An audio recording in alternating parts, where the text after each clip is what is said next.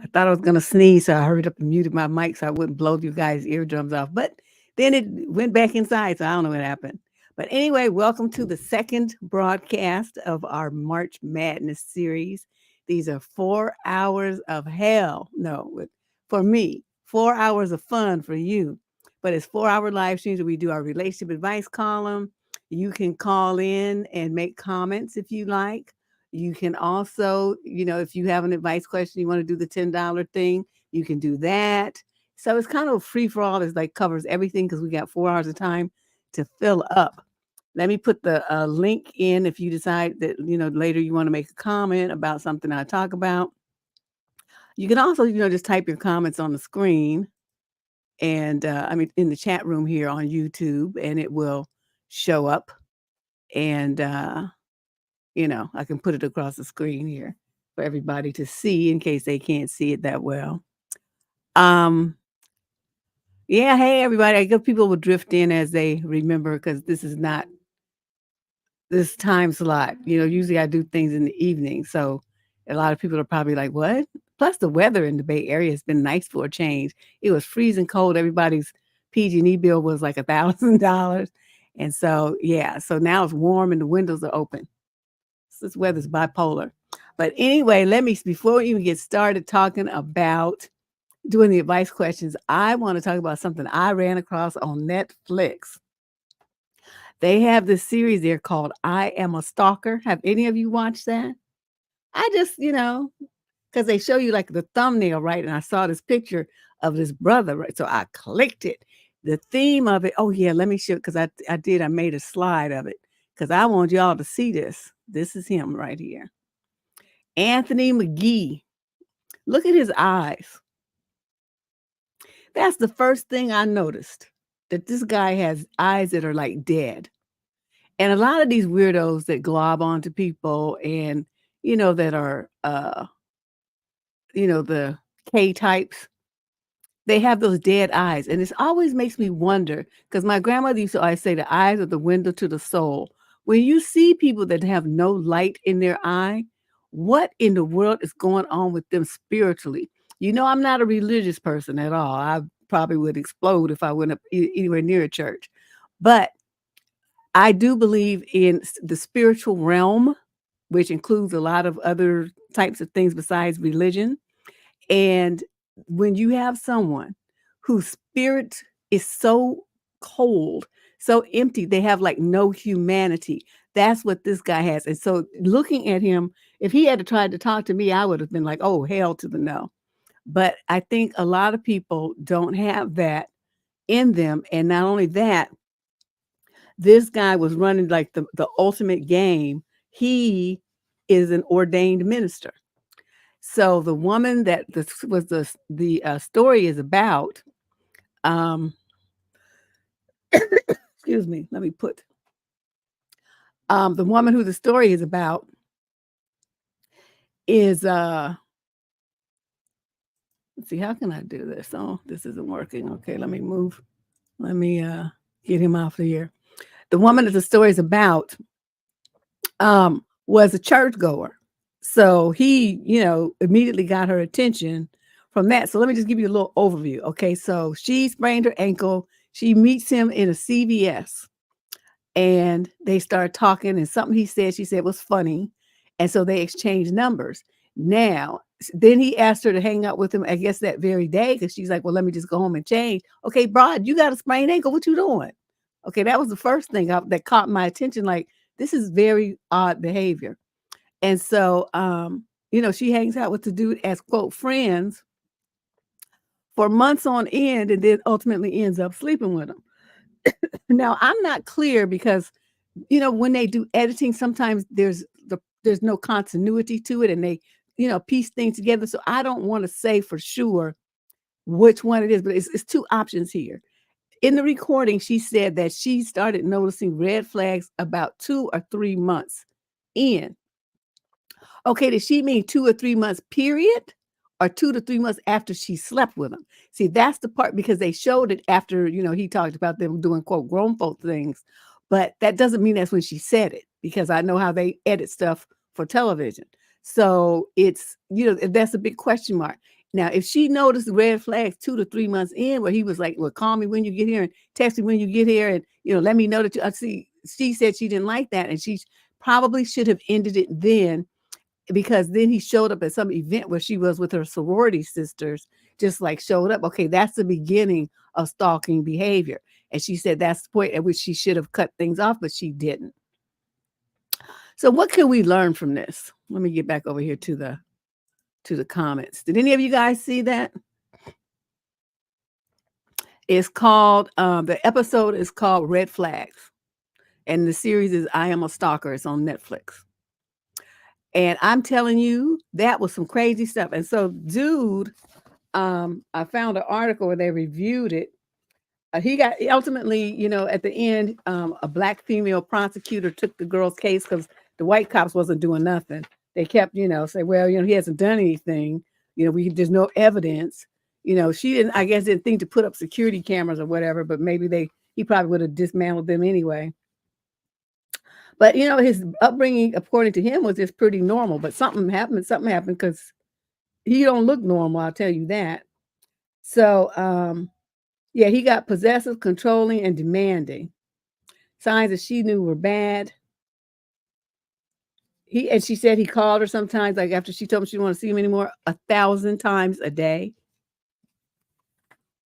She would see him everywhere. He was breaking out the windows in her house. He bashed in, ran a car across her lawn and crushed, dented up her garage door. I mean, just a series of things that really, if she had went and got herself a concealed carry weapon, license, she could have popped him, and then her problems would have been solved. But, not everybody thinks like me, because I always choose violence. I go through life choosing violence, and he would have met his end fucking with me. So I'm just, I'm looking at this, and so she went and moved in with her parents and everything. And because she felt like, her dad would protect her. He's an older dude, but you could tell he was something else in his youth. He was not the one to play with. You could just tell. Even though he's older, the way he carried himself and the way he talked, he was not the one. So dude would have been a mistake to go over to his house acting a fool. But so yeah, he got 20 years in 2012. And so he's still locked up right now. But I just wanted to talk about that because, and I'm not saying it's her fault or anything like that, but I'm saying as a woman, we have to learn to mitigate. And it's sad that we have to go through life like this, but you have to mitigate risks where you see that there's obviously some. What could she have done differently? Number one, my personal rule is I'm not meeting no man on the street. I'm not giving you my number, and I don't care. No stores, no streets, no parks, no bus stops, no taxi stands, no Uber drivers, no Lyft drivers, none of that kind of stuff. Nothing on a public street, on a public space like that. I'm not giving you my number. I'm just not going to do it. Because to me, men who go around doing that kind of stuff, talking to women and trying to pick up women in a public place are trash. So I'm not trying to do that. You went to me meeting a woman in a place where it's a social angle to it, where people are there to meet other people, or at least mingle and mix as on a business tip. That's the place where I would give somebody my number. You just walk up to me in a grocery store or something, in a CVS or Walgreens or whatever, and think I'm gonna give you my number. It's not gonna happen, Captain. So that would be one thing that I would recommend that women do, because you don't know who that is. You don't know nothing about him, ain't seen him before, don't know if he just got out of prison that morning. You don't know nothing. But you giving this guy a way to interject himself into your life just on the strength that he asked for it. The second thing was he started getting controlling. Remember I told you guys about the guy had to pull a knife on in my house because he asked me who was on my phone? He asked me one question. He didn't try to, do like what this dude was doing her repetitively. He asked me one time, and I told him to get the fuck out, because I already know what that means. If I had responded positively to him and said, "Oh, and gave him the answer for who was on my phone where I paid a bill," then it would have been a downhill slide for that. I already know that. So I was not giving him nothing. And he was, "Well, that must have been one of your ends," he says to me. And I'm thinking, I just went on like 2 or 3 dates with you or something. I mean, we were a couple of days in, and I kinda liked dude up until that very second, and then I didn't like him at all. So I was in the kitchen. That's when people still had house phones. So I'm in the phone in my kitchen, right? And I had this like butcher block thing with all my cooking knives in it. I politely reached in there and got one because I didn't like a look on his face. And I'm thinking, I'm gonna have to cut this motherfucker, because then he's sitting up there, with this twisted up face, looking at me all kind of crazy. So I told him to get out. Right now, the front door is right by the kitchen. You come in the front door and then you turn like this and go into the kitchen. So I'm standing there and I have a skirt on. So my hands were down by my side. He couldn't see that I had the knife at first. So then he gonna come around the corner, like trying to go towards his door, and then kind of take a detour and come and step closer to me. I pulled that knife out and put it right by his stomach. Get the fuck out of my house and do it now. And he's, "You crazy, you crazy." I'm thinking, don't make me gut you, because I will. If it's a matter of between me and you, it's definitely gonna be you. And my story is gonna be the one told to the paramedics, the police when they come. And you're gonna have a hard time explaining why your guts is laying on my carpet. Because it's gonna be my story that's told, and you just gonna be a distant memory. So I'm thinking, but he left, and that was the end of that. He luckily didn't come back or call or nothing.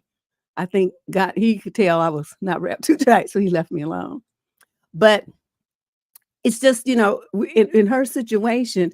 And then the guy also, I forgot this part, when they were interviewing him in prison, he said that if he had to do it again, since he's supposed to be ordained minister and everything, that he wouldn't have slept with her. He wouldn't, be sleeping with women. And I'm thinking that's right. And she should have had that same thing. He's up there preaching the gospel.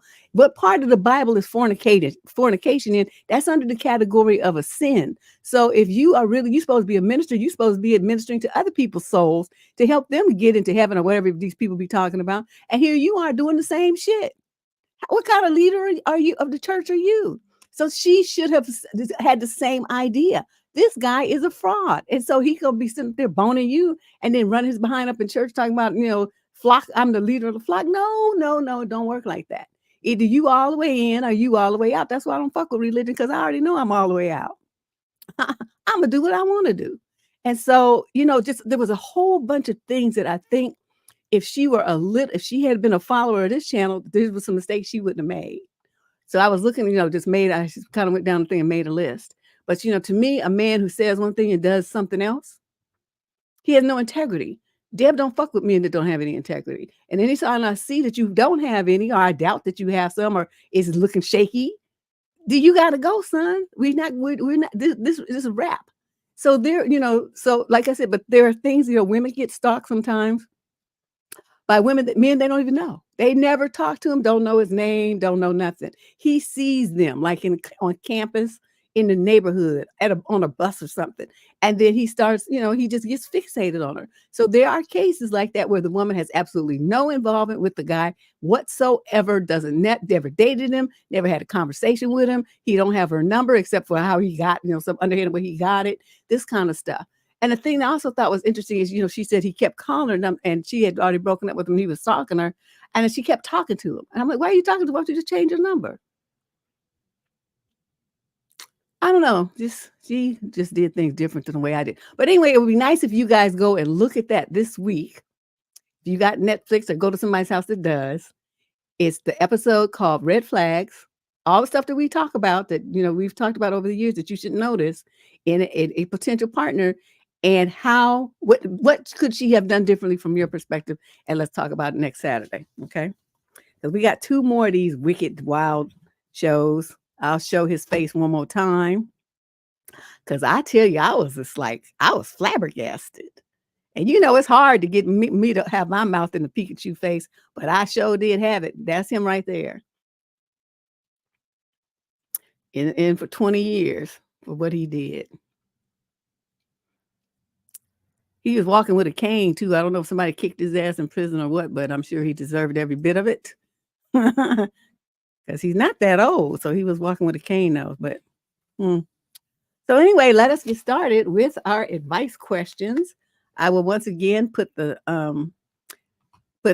link for calls if you want to, call into the studio line a little later and share some of your thoughts on what's going on these letters. It's 30-something letters. I'm going to pick up half of them because the stack is just way too big, and leave the rest of them over here for now. All right, let's get started here. So we have 4 hours to fill up. I needed some materials. The materials. Okay. Question number 1. This is a young man in the 22 to 27 age group. Summary of issue: pressure to needlessly waste my money and how to handle it. I'm constantly having people tell me what to spend my money on, and it drives me crazy. When I say no to buying something, they'll always whine at me with, quote, "Oh, come on, it's only 10 pounds," or "You're being tight," kind of thing. I'm trying to live on a student budget and minimize how much debt I get into. These other people don't seem to care how many thousands they will end up owing, and talk to me like I'm a terrible person because I don't have the same attitude. How do I reason with people like that? You don't. You just tell them to fuck off and stay out your wallet. I mean, do you feel like you need, okay, you say no. Okay, you say, I'm not going to do that. And they start pressuring you.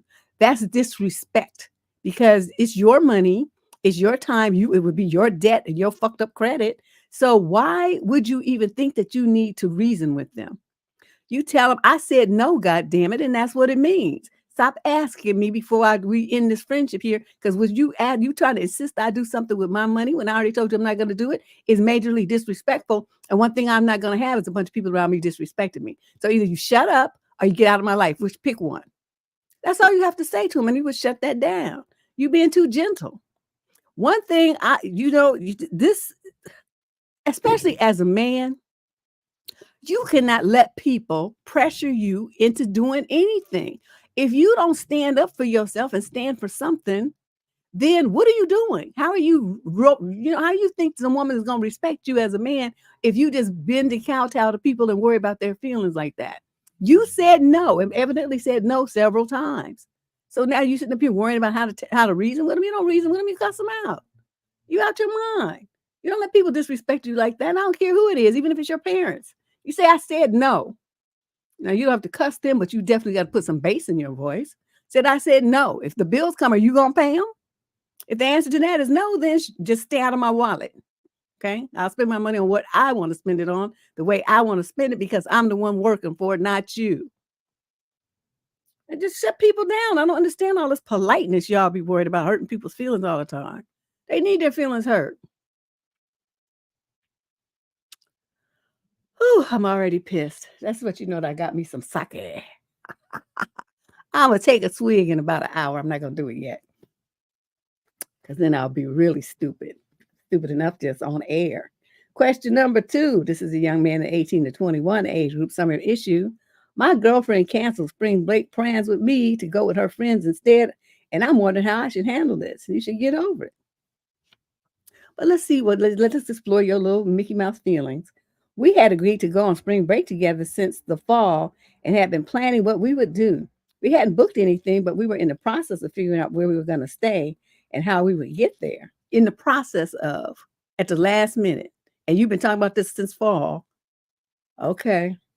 She texted me about a month before we were going to go, but you didn't have any plans that was booked yet for spring break, where everybody's going, most likely to Florida, right? And you didn't book nothing. And it's a month from the day. Okay. And tell me that her friends were also going to Florida. Yep, see, the number one spring break destination in the world. And that she wanted to go with them instead. I made it clear that I didn't really like that and felt like a backup option, but she still decided to go with them anyway, leaving me without any plans. And when I asked if I could go, she said it was a girls' trip. In general, I do trust her not to cheat, but it's difficult to trust with all that she tried to make sure she was going without me. It also feels really disrespectful and inconsiderate of her to cancel plans we had already agreed to go to do the exact same thing with her friends. I feel like a backup option to her, and I also feel a little less trusting. I've communicated this to her many times, and she always says that she feels bad, but she hasn't done anything to try to fix it. I just want help deciding what to do. I want you to go in the mirror and look at yourself and say, "You stupid fool. If you really wanted to go with your girlfriend, you should have made reservations. You should have booked flights. You should have set up a rental car, whatever you wanted, a place to stay. You should have done all of that and not wait till a month before the event when you know everybody in the world is going to that destination and your silly ass is still sitting up there trying to figure out what you're going to do." Her friends had definitive plans, and that's why she went with them, because you just a Mickey Mouse.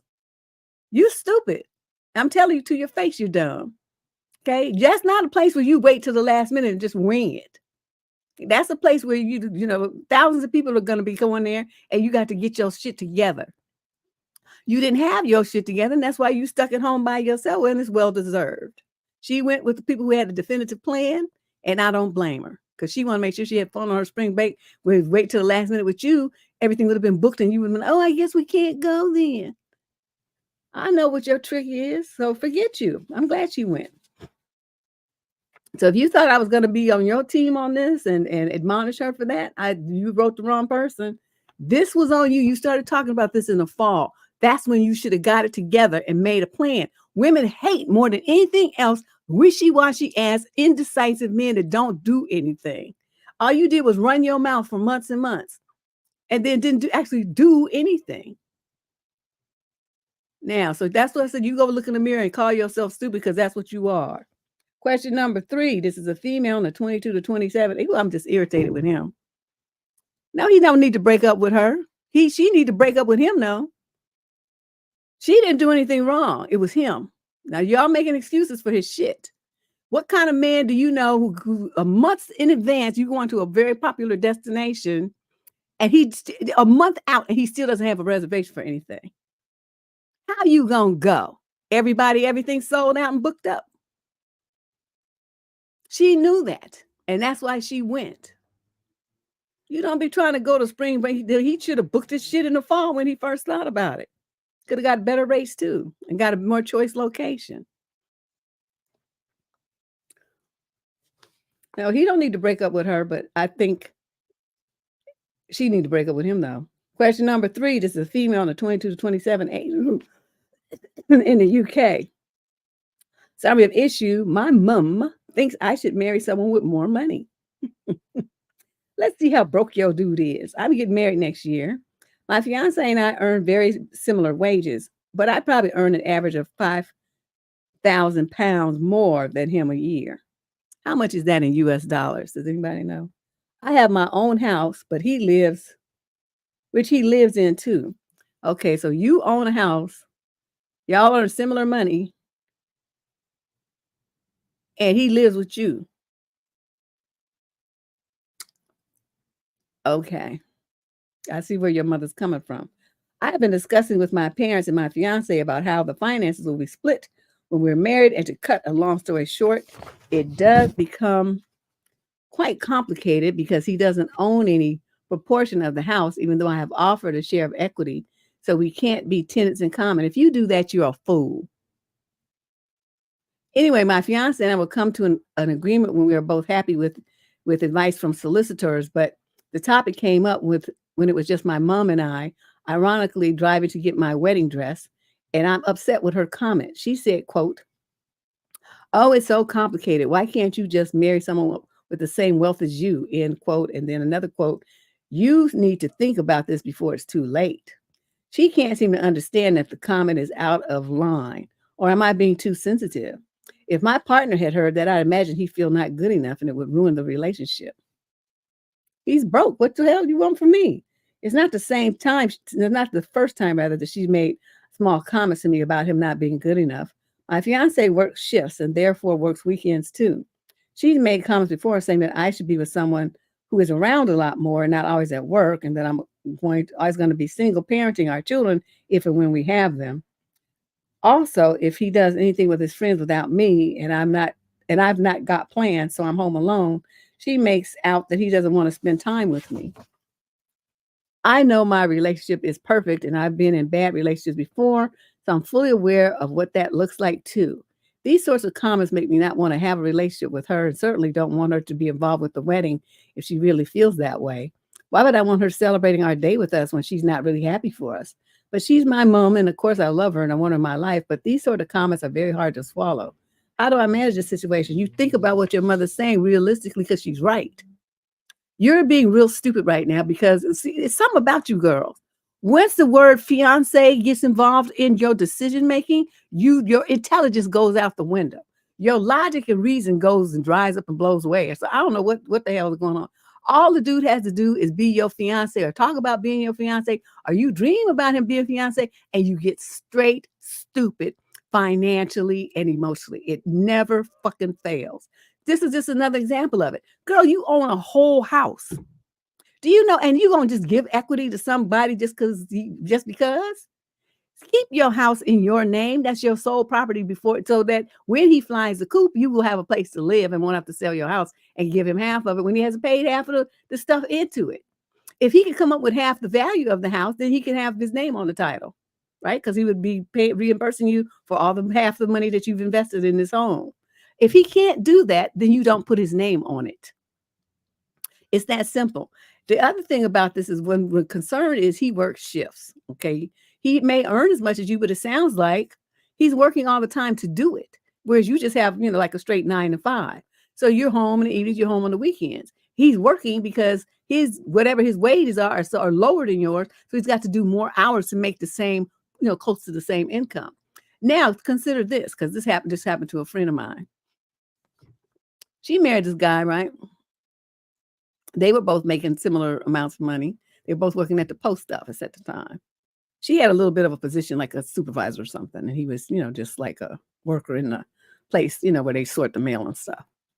As soon as they got married, because her parents were like professors, and I think mom was a doctor and dad was a professor. So they had, they had a little change. As soon as they got married, he quit his job. And he told her, I don't need to work because your family's got money and you can support me. So for a while, she didn't tell her dad. Luckily, the dad had put them in a house, and he thought that the house was in both of their names. I don't know why he thought that, but the father didn't put the daughter's name in it. The mother and the father still owned the house. They just lived in it. So when she got ready, the father got wind of him sitting around the house smoking herbalicious and playing video games and drinking with his friends all day, and told the guy to get out. Then he's like, no, because this is our house and you can't tell. He was like, whipped out that deed and like, no, this is my house and I'm putting you out. And so that was the end of that. So this is the kind of stuff that I'm concerned you're going to be facing, because you evidently really good with money and you already make more than him. So you're on a trajectory to increase your salary to be making 10, 12, 15, 20, 30,000 pounds more a year than him. And I forgot to see, did somebody say how much 5,000 pounds is? But anyway, your mother is right, and you just wrapped up in a romantic fog. You'll be snapped out of it soon enough, though. But please see, as you say, visit a solicitor and find out what you can do to protect your home, your investment, your money, everything that you own before you marry this man. And don't you put his name on nothing unless he asks half what you put into it.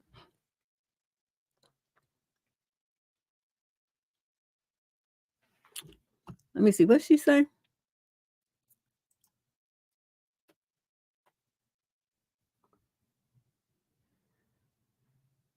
Well, of course he is. But it doesn't sound like he'd even have to take it. It sounds like she would be giving it to him because that's what I'm telling you. I'm not making this comment just off the top of my head. This is a repetitive pattern that I've seen for years while doing this column. Every time the girl says my fiance, what follows after that is a string of stupid decisions where it's not in her best interest at all. I'm telling you, all the dude has to do is pull out some little cheap ring and tell it to propose, and he can get everything that she got. Because I don't know what this is about this wanting to be married stuff so bad. It's like you could be married. I'm not saying that, but don't be stupid. Keep your shit separate from his, just like he's gonna be keeping his separate from you.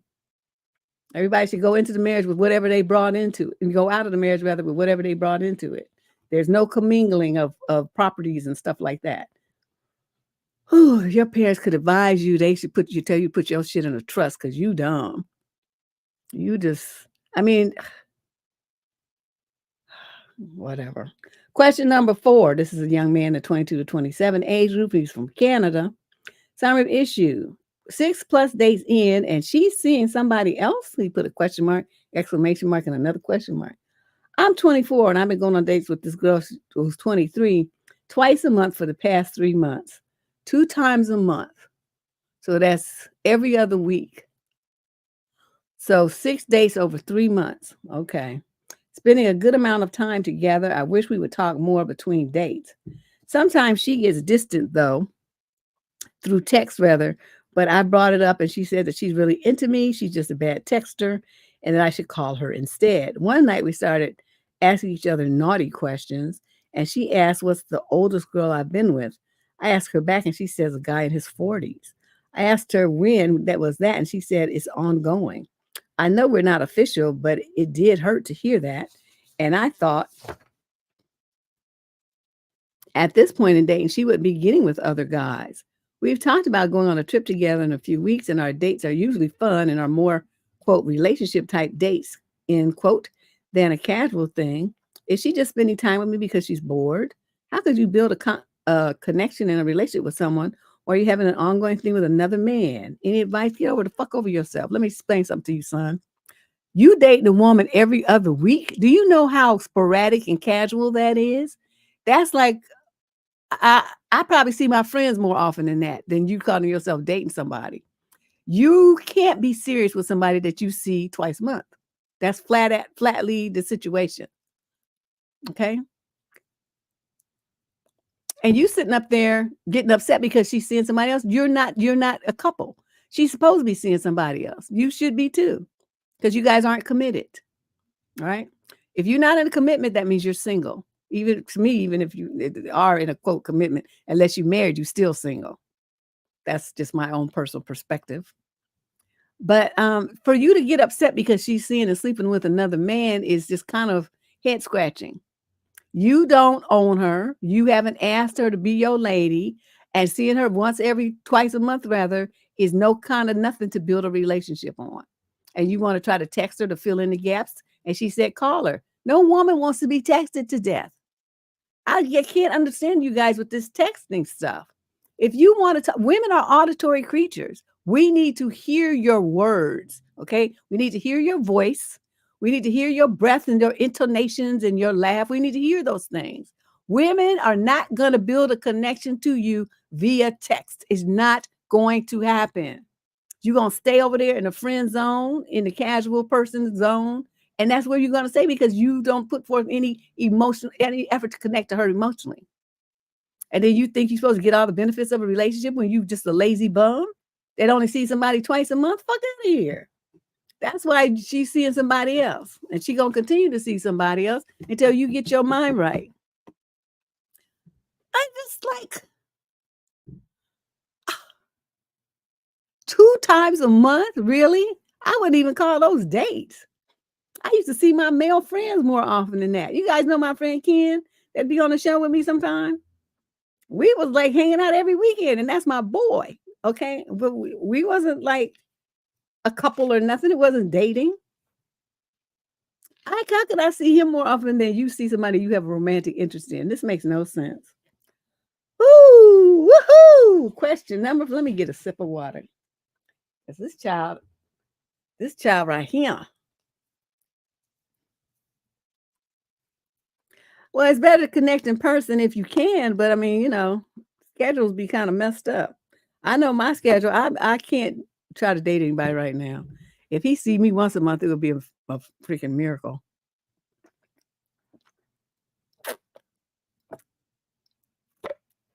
I just don't have the time. I have time to do the stuff I want to do for myself, let alone involve some other person in it. And I know that I was explaining to you guys last week, to just be in a relationship, you have to be willing to give of yourself, of your time, your energy, your concern, um, be a listening ear and a support system and all that kind of stuff. I mean, that's what relationships are for. So people can depend on each other and be there for each other. If you know that you have no interest in doing that and don't care and don't want to hear nobody else's problems and just want them to just leave you alone, well, then you're not really a candidate to be in a relationship right then. And that's where I am. I just don't want to be bothered. This man come whining to me about his problems. I'll be like, oh, God damn, please just shut up. You're whining with a deep voice. I can't take it. I can't handle it. All right, let's move on. Question number 5. This is a young man in the 22 to 27 age group from Atlanta. Summary of issue. I'm a 27-year-old male, and my 23-year-old girlfriend gave her Snapchat to some random guy on Instagram and keeps talking to him. Should I say something? Yes, you should say goodbye. What's the question here? Your girlfriend is tipping out and doing all this kind of stuff with some other dude. It's not somebody that she knew before she met you, a family friend, somebody she grew up with, a classmate that she's working on, they in a group project together. Just some random. Okay. So I don't know what it is you think I'm gonna say different, but let's see the way you explore your little feelings.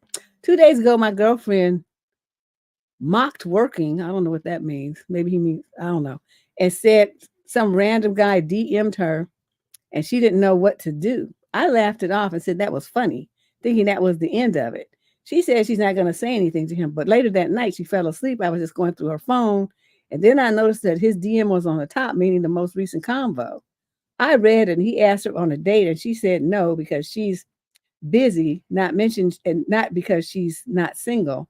And then she said maybe another night. And then he asked her for her Snapchat and she gave it to him. Then out of curiosity, I went to Snapchat and they're already best friends and multiple, what is this word? Scraps? Back and forth. Snaps, I think he's supposed to have typed. How concerned should I be? Do you ladies think that this is considered cheating? I want to bring it up to her, but I don't want to flip it for her to say that's why I'm going through her phone. Well, the fact is that evidently this is not the first time you've gone through her phone. So this is your habit. You like to go through your girlfriend's phone. And see, my thing is seek and ye shall find. So when you start looking for some bullshit, then inevitably that is what you find, right? So you found out what you need to know. So now what you going to do about it? What you going to do? I can't make that decision for you. But I tell you, if it was my boyfriend, tell me some random girl, and then he gonna get move the conversation over and say, well, not today, and didn't mention me and all this kind of stuff, I would wake him up and be like, get your little shit and get out. Because to me, see, again, this is disrespect. And I don't understand. I mean, am I the only one that sees this as disrespectful enough to end the relationship over? You're not gonna do this kind of stuff to me and think I'm gonna be okay with it. We're not doing that. Okay. We can do some other stuff that'd be stupid, but we're not doing that. And so you would have to get out because you want to have involved third parties in a relationship meant for two, and I'm not having it. I don't even understand why this is even a conversation or why this was even a question. You should have just woke her up when she's asleep and say, look, I just went through your phone and found all this evidence. I want you to wake up and get all your stuff and get out. This relationship is over. There's one thing I'm not going to tolerate is being disrespected like this. So you want to hide your relationship and do all this tipping around and creeping around with other dudes, then go do that openly and honestly as a single woman. Okay. But the way you trying to do stuff here, you want to have me and them too. That ain't working for me. And that's all you have to say, because that you don't get into a relationship for your partner to involve third parties in it, right? That wasn't your expectation, correct? So then if that wasn't your expectation, that wasn't the agreement, then why would you accept that kind of behavior? That's what you have to ask yourself. All right. Question number 6 of 30 whatever. This is a young man in the 22 to 27 age group from Roxbury. I think, isn't that in near Boston or somewhere? Summary of issue. Most men are ugly. What you didn't know? I keep hearing this phrase being posted on various discussions, and I'm also seeing whenever a woman posts her dating information, her match rate is 1% or less. Anecdotally, it appears to be true, with one study from university researchers suggests that as well.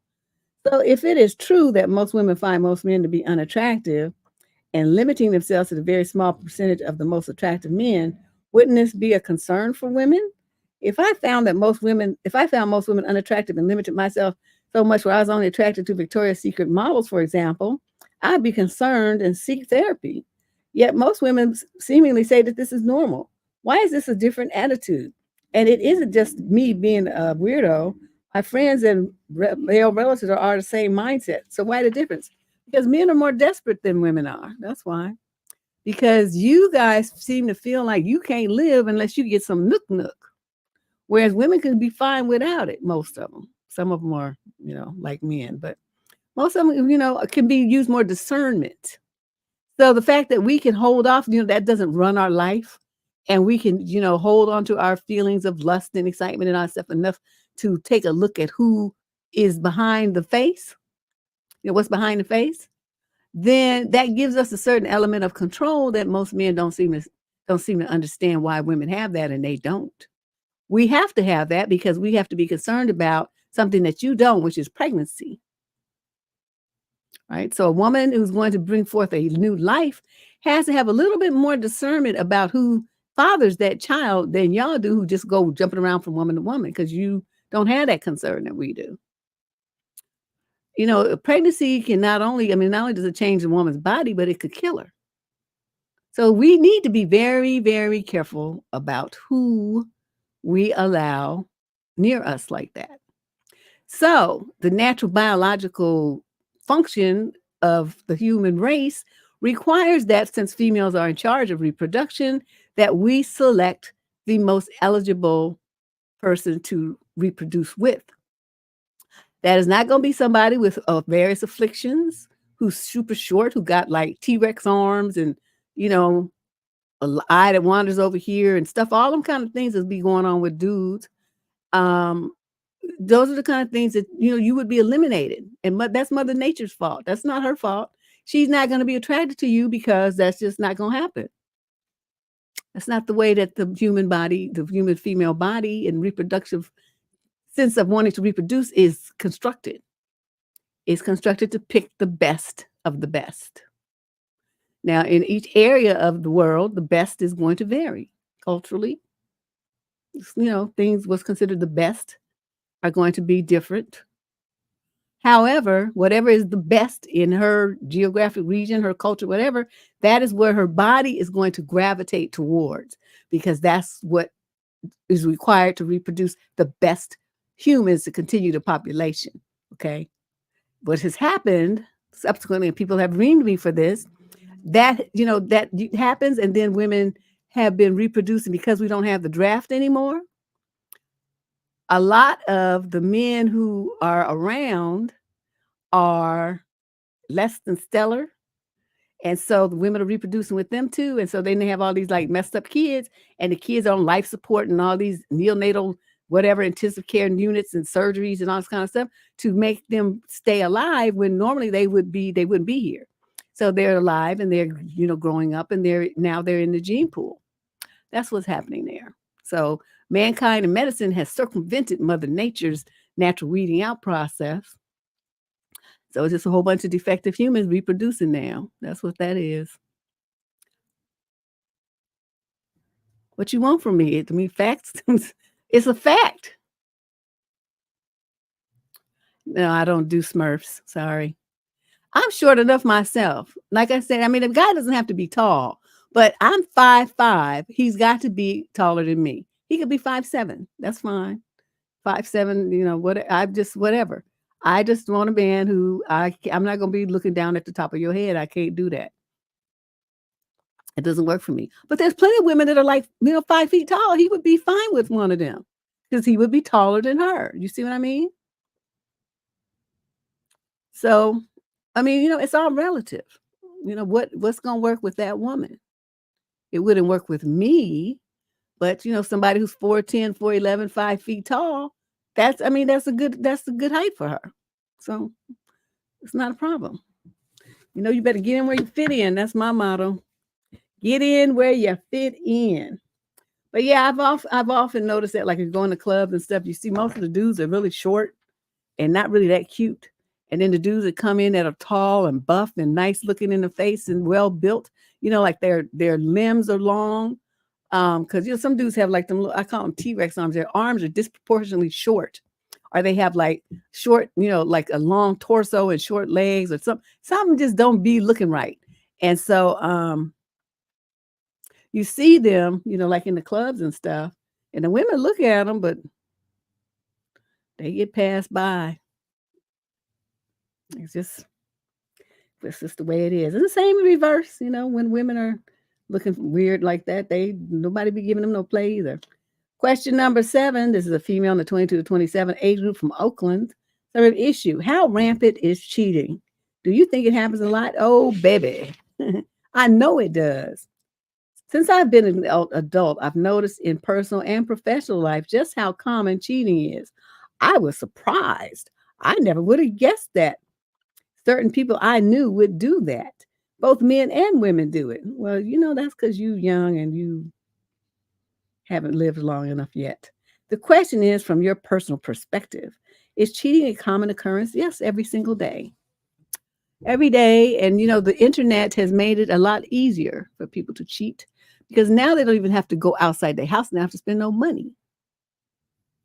They can cheat by sliding into, people's DMs, sending them, pictures that they shouldn't be sending, having stealthy internet, VoIP phone calls, sending snaps that disappear in, I don't know, however many seconds. I don't know.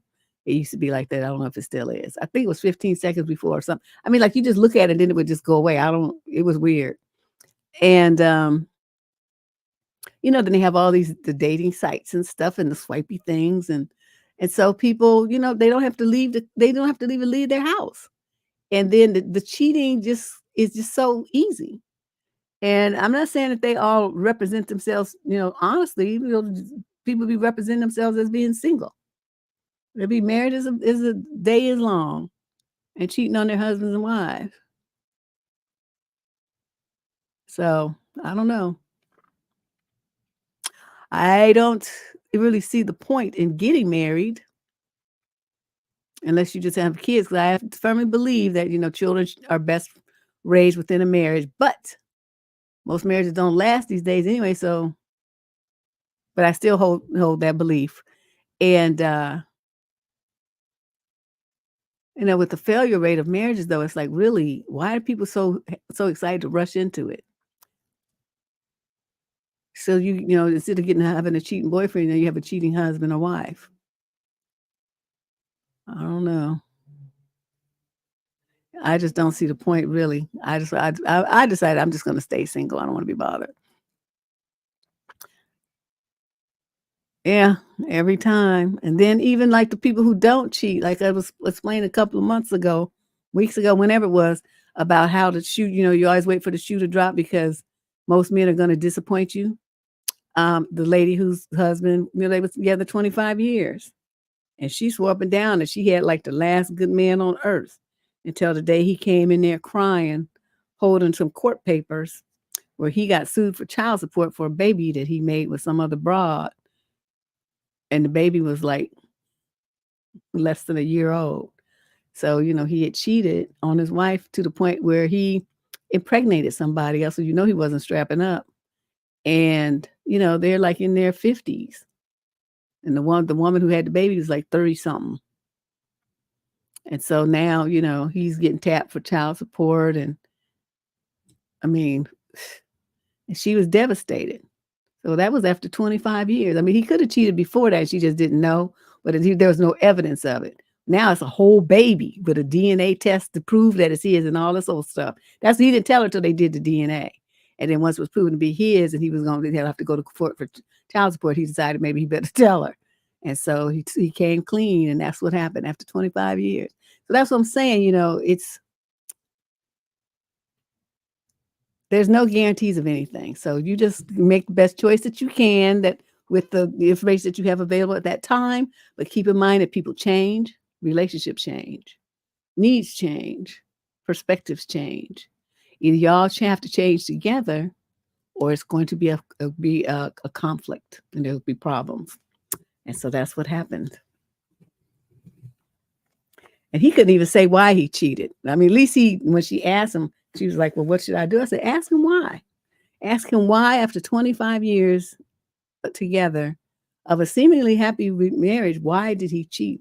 And I mean, as far as I know, she's still waiting for an answer because he just didn't have one. He just wanted to do it, and he did it, and then went back and did it again and again and again, and then finally the girl ended up pregnant. So I'm like, wow, yeah, a whole baby. Not a half a baby, a whole baby.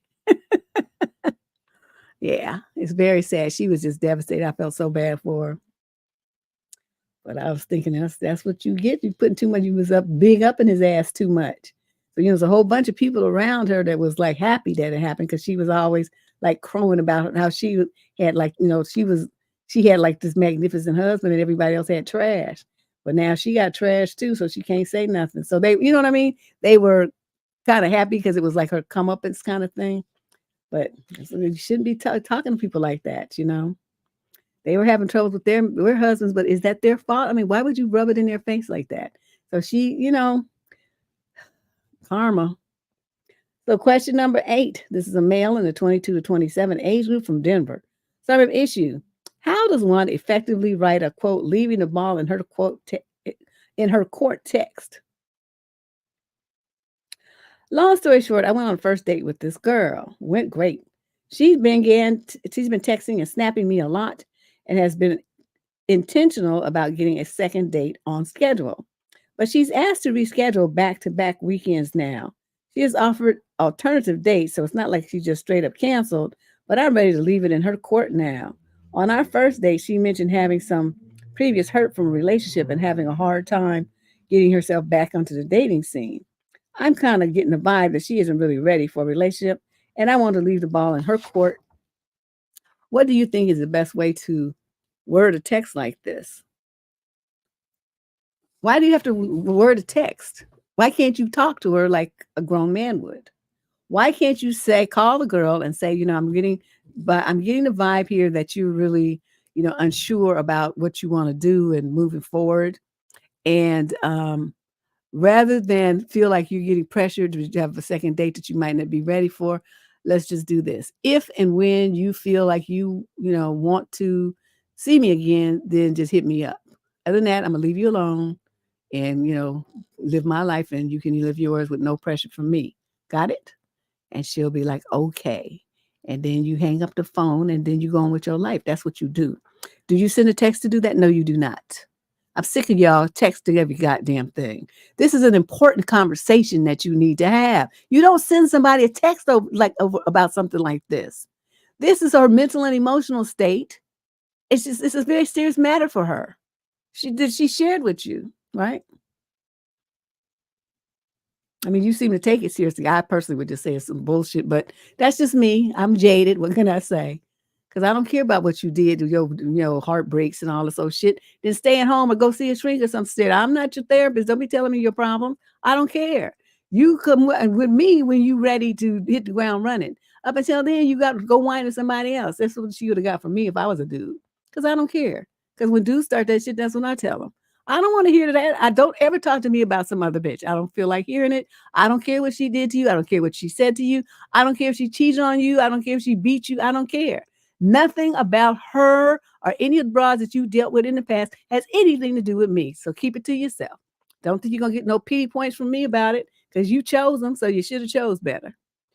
Now, I just don't care. So I don't want them talking to me about it. So that's why I say to me, it's just bullshit. But, you seem to be taking it seriously. So if you take it seriously, then that would be the way to address it in a serious matter by phone with a conversation, sir, not by text. Okay, that's kind of disrespectful. Yeah, I was like, we can talk about that. They're telling me, well, because I loved her, and then she cheated on me. It's like, well, what did you do to make her cheat? What'd you do? Was you not putting it down? Was you a 33-second man? What was you doing? Well, why you think I did something? Because it's always y'all. You always do some shit you just shouldn't have been doing. I don't give cut them no slack. I just can't do it. All right, here we go. Oh, I don't want to do this. Has to do with business. I don't want to read this one. It's not like we don't have plenty of other ones to talk about. I'm gonna skip this one. This is not that kind of party. Okay, let's skip that to question number 9. We're gonna go to number 10. This is a man in the 22 to 27 age group from the UK. Third issue. My girlfriend expects me to support her financially while she's in medical school. How should I approach this? You get out your Deb conjugator and you're going to conjugate the word no. You're going to say, hell no. What I look like? No. You think I'm stupid? No. What kind of shit is this? No. No damn way. That the conjugator, it'll give you like a whole variety of ways to say no and embellish it and put the frosting on it and it'll be different. Every time you say it, it'll be a different way to say no, but it'll still be no. Okay. But let's see what's going on here. Cause she sounds like she own one for real, huh? I don't even know what to say. My girlfriend and I have been dating for a little more than a year, and recently she was raising concerns about the expensive fees for the medical licensing exam. She also half jokingly said that she needs a sugar daddy that would pay for her expenses. Then she made a comment about how it would be nice to find someone who's willing to support her now throughout med school, since she would be making a lot of money when she becomes a doctor and be the main provider financially. Not if she marries another doctor, especially if he's like a heart surgeon or something like that. She ain't going to be touching his salary. I told her that even though the fees are expensive, she should see this as an investment for her future when she becomes a successful doctor. She proceeded to make a comment about how I don't see a future about our relationship because I'm not financially supporting her. Currently, I work as a software engineer and we live in an apartment together where I cover most of the rent and all the utilities. So her comment felt like a slap in the face just because I didn't offer to pay her exam fees. I would be more willing to cover her finances if we were married or at least engaged in building our future together. We've only been dating for a little more than a year. She told me that her friends and family would agree with her and made me feel very perplexed and frustrated about the situation. I wanted to write about this as neutral as possible and did not want anything to get lost in translation. Thank you. How should I approach this? Like I said, you just gonna tell her, look, this is how it is. You're not my wife. I'm not paying shit for you. If you want somebody to pay your medical fees, ask your daddy. Okay? Because that's the only man in your life that might do that. If that's a problem for you, get your stuff, pack it, and get out. And go find your sugar daddy, somebody that you can sponge off of, because that ain't me. Me paying the rent here and all this other stuff that I pay, that's as much as I'm gonna give you. Okay, that's it. The buck stops here. If that's not good enough, like I said, then your other option is get the fuck out. So go do that. That's trying to guilt trip me into paying for your medical fees. You were not married. Okay, did you forget that part? If you were my wife, I would. But at this rate, that's not gonna happen because you on some bullshit. So yeah, get your stuff and just get out. I'm trying to tell you, get your damn conjugator out and start conjugating that no. Yeah, she's a trip. Now he ain't a chump because he's like but the thing about this that drives me crazy is these dudes are so freaking nice. The young men that write into this column, every one of them is so like they have a lot of self-control and and a good manners and stuff like that. So, it shows that they were raised well, not like heathens. And so the way that they, approach problems with the lady that they love and stuff is very respectful and kind and considerate of her feelings and all this little stuff here. But see, when you approach me in a way like you trying to do some hood shit, like you think that you're gonna play me and guilt trip me and start talking about sugar daddies and shit like that. and just levying disrespectful comments towards me. Well, all that politeness and manners and all that stuff, the way I treated you was so good. That's going up in smoke, chick. And so now you're getting ready to get the wrath. And so she would have just got told. She would have gotten told. But even to the end, he's like, how do I approach this? He's trying to be like rational and calm and reasonable and respectful with her and stuff. I don't think she deserves that, especially with that sugar daddy comment.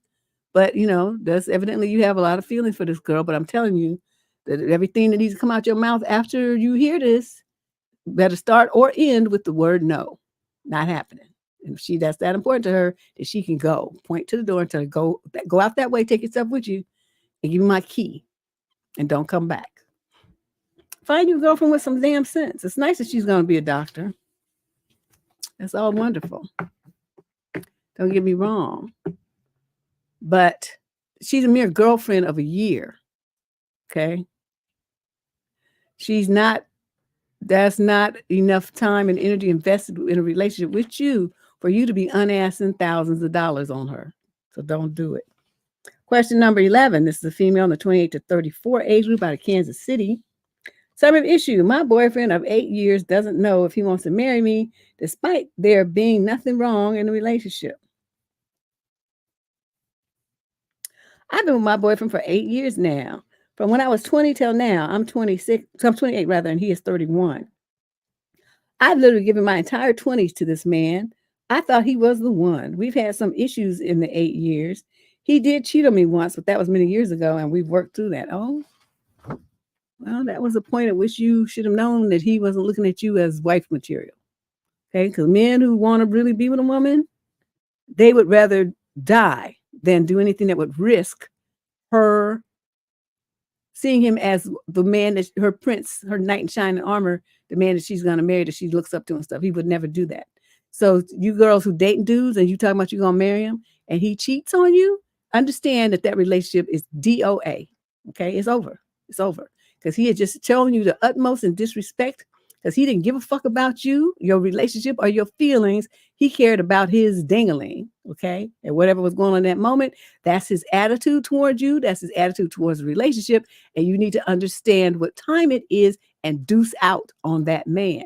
You don't move forward in it expecting him to be this dedicated, focused husband when he has not demonstrated those traits to you prior to the marriage, okay? He is what he is. You need to read the room, okay? Stop trying to imagine it as something else. If he's doing that kind of stuff, he's going to do that same stuff after you get married.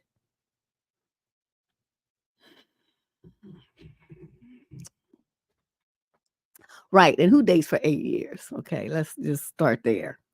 But that should have told her, like I said, with the fact that he cheated and then he just keeps dating her because she took him back, right? So he knows he don't have to do nothing. He can just keep doing whatever he's doing and she going to stay. So he already knows what time it is by her having no self-esteem and no boundaries and no spine. Child, that's why they call this show What the Fuck? Because it's like, you say that so many times. Okay, let's see what else happens. But overall, he's great. He pulls his weight around the house without me having to ask. He's supposed to. Even roommates are supposed to do that. We enjoy spending time together. Okay, so do friends. He buys me flowers when I've had a bad day. So do friends. He listens to me when I'm upset about something and is respectful. Okay, but cheating is not part of respect. Since we've been together so long, I've been trying to have this conversation of marriage with him. At first, when we had this conversation like a year ago, he said there were a couple of things he'd like to see getting better in our relationship before he's ready for marriage. So we worked on improving those things and they are better. Then a couple of months later, he said his career is the reason for not getting married because he might want to be a pilot. And I was adamant that I don't want to marry a pilot. After doing more research into being a pilot and doing a session where he actually flew a plane, he seems to not be as excited about that idea anymore. But when I asked him why, he says he's still not planning to propose. It's been a year since we had the initial conversation. He says he just doesn't know if he wants to marry me. No more reasons, just I don't knows. He says everything is good, but he just doesn't know. Like we've been together for 8 years already. He said nothing is wrong, but he still won't say, yes, I want to get married. This is heartbreaking for me, as I've been very clear for a very long time that if he postponed, I'd say yes. And if he proposed rather, I'd say yes and do want to marry him. And I asked him, well, do you see a future without me? Will you think you'd be happy without me? And he just says, I don't know. Okay, with the fact that he says, I don't know, that means yes. I'm not really understanding what it is, why you're hanging on to this so hard. All right. We've been together so long, I don't know what it's like to be without you. You're in the sunk cost fallacy thing. There's a video on there about that. You need to watch it, where you just spend more good time because you feel like you've sunk so much into it that you would lose something. What you're losing is more of your time. That's what you're doing. So look that up. I'll try to remember to link it to the thing up here, right around here, so you can just click it and go right to the video. I'll try to remember to do that when this is all over. I'm just as confused. He's still a good boyfriend. He does the dishes, he cleans, he encourages me, he comforts me when I'm sad. Her standards for a good boyfriend are so low, way lower than mine. Huh. I thought we were happy. He seems happy, yet he still doesn't want to get married. At this point, even if he does propose, I don't think it'll make me happy. But at the same time, it's so hard to walk away because I'm still happy with him day to day. And he's my best friend. And I always saw him as a person I'd marry and have kids with. I just feel trapped. I'm literally at a loss for what to do. I mentioned that we can break up if that's what he wants, but he says he doesn't want to break up either. I've told him that time and time again that I can't live in this limbo. And he agrees he needs to decide soon, but he just doesn't do it. I just feel like he's put me in this position where I can't get too comfortable in the relationship because he might leave me at any time, but I still like being with him, so it's hard to leave too. I just don't know what to do. Oh, that's the end of that. What you have to do, you know what your mistake is? You're putting all the decisions for your life in his hands. Did you realize that? Go back and listen to what I read. Every single thing about what you want in your life, you're putting it in his hands for him to decide. If you want to be married, then go marry somebody else. It's not going to be him. Okay? And you know, these little things that you say that he does, I mean, none of those things are like super special things. I mean, those are things that you should have in a relationship or even a friendship. You should be there for each other like that. So I'm not really understanding why you put so much stock in him, listen to you cry and listen to your problems and all that kind of stuff. I mean, that's what, you know, we do that. Me and my best friend, we go to the gym and we work out together. And that's what we do. You know, when our parents died and stuff, we comforted each other. We cried on each other's shoulder and stuff. I mean, though that's just friends. So I'm not really, you know, and you just think, you know, you giving him credit for doing chores. He lives there. His funky ass need to be doing some dishes and chores. Where else you gonna live where you think Mabel lives there? Where else can you live as an adult and you don't pay some bills and do some housework? So you see what I mean, you guys? It's like her what she's giving him kudos for is just some basic shit. The basics of adulthood, the stuff that everybody who lives alone should be doing.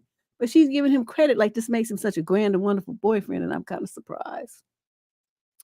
Anyway, yeah, go back and listen to this so you can see, you know, you want to be married, you want to move forward, you know, you want uh what else did you say? He just says he doesn't know, and you know, you just stick around and say that of course he knows. He just doesn't want to tell you that, you know, but he's already told you he doesn't want to get married. So I'm not understanding why you just keep insisting that you're gonna stick around and waste more of your life with him. You've given him enough of your 20s, don't you think? Move on, girl. 8 years with this man who don't know what the fuck he wants. And this is the kind of dude that you guys break up and the next woman he meets, he's gonna marry her in 6 months. You know why? Because he's just not feeling you like that. You just don't want to accept it. When they want to be with you, they will propose so fast, it's just not even funny. They just will be they want to get you off the market. They want to be able to talk about my wife, my wife, my wife. They are looking forward to being married. They want to have, you know, brag to their family and friends, my wife, my wife, my wife. It seems to mean something to the guys like that, to be able to say my wife versus my girlfriend or, you know, my baby mama. They love saying my wife. They're Mr. and Mrs. That excites them. You having their same last name. They love that shit. So, you know, that's not what you have though. So you need to just read the room, girlfriend, and wake up and move on. Yeah, she's just a housekeeper and what they call a bed wench. Poor thing. Ooh, she don't get it though. And he don't even try to run game on her. He just like, I don't know. I mean, how much more blatant can a guy get but telling you I don't know and you still stay there? I don't know what she doing. I don't understand. What time is it? What time is it? Okay. We're gonna take a break, y'all. Where's my little intermission thing? My intermission video. Hold on, I'm trying to find it.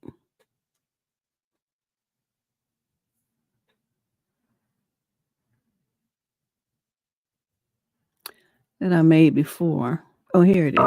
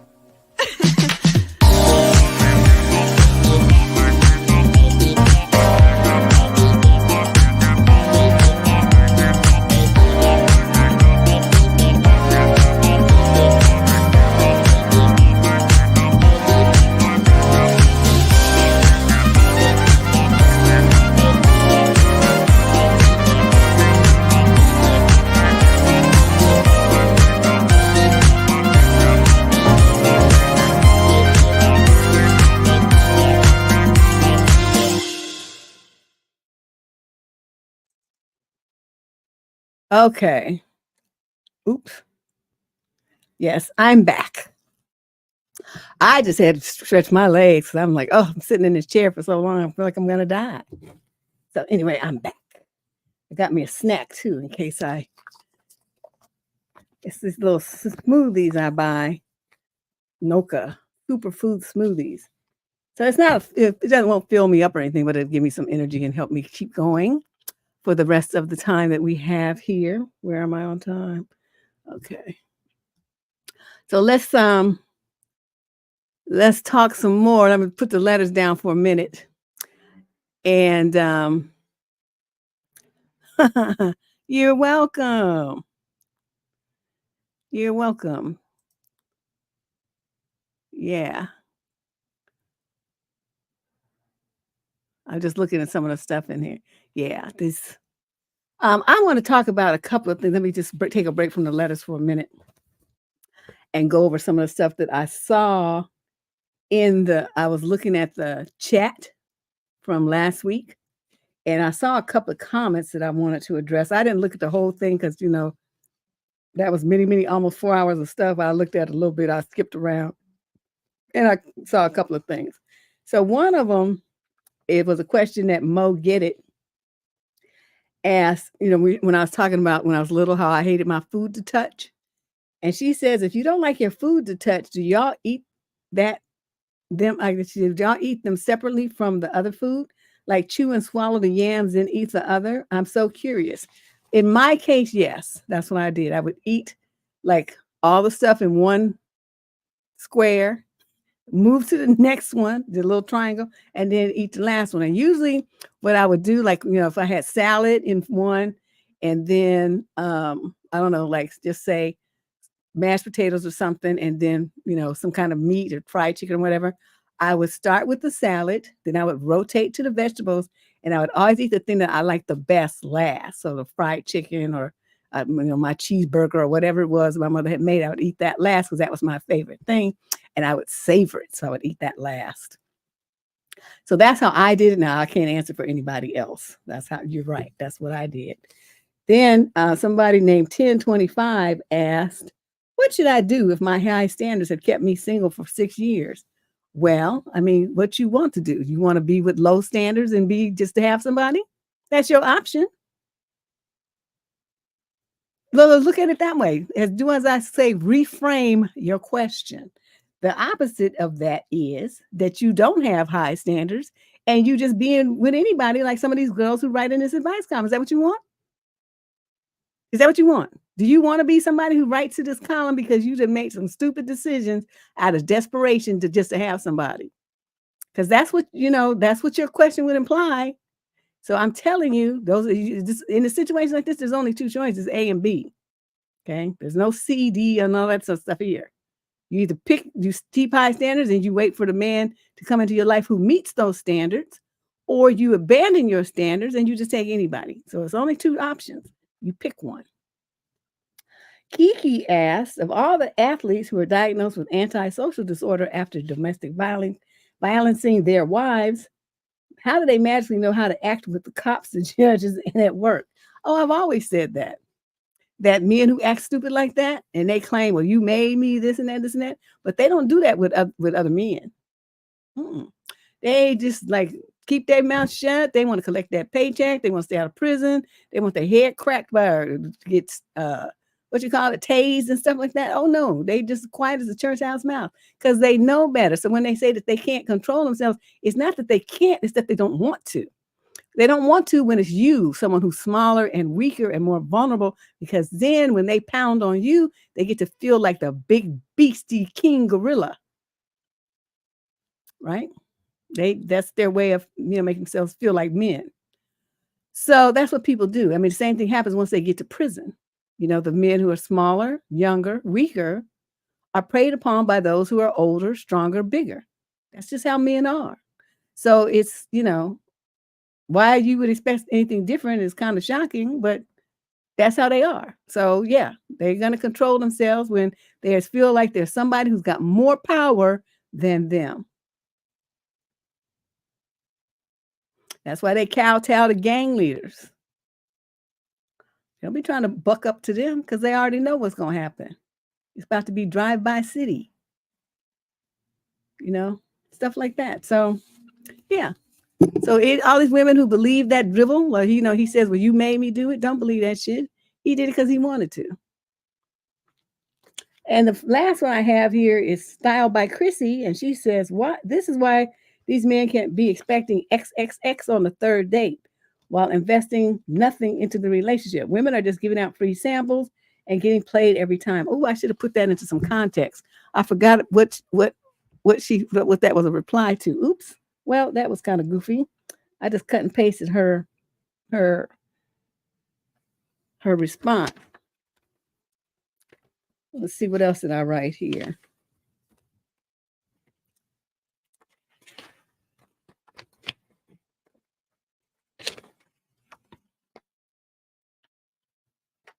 Okay, and this was a conversation I had with a poster on the wall, and I said that this would be a good topic for us to discuss on the show. So she wrote, I'm a 37-year-old woman recently single. After listening to your show and similar ones on YouTube, I am disgusted by men and don't think I'll ever trust one again. What should I do? Stay single forever? So I told her, if you're, quote, recently single, just don't even worry about it. I mean, just do your healing, go have fun with your friends, travel. I mean, do all the stuff that you wanted to do. And,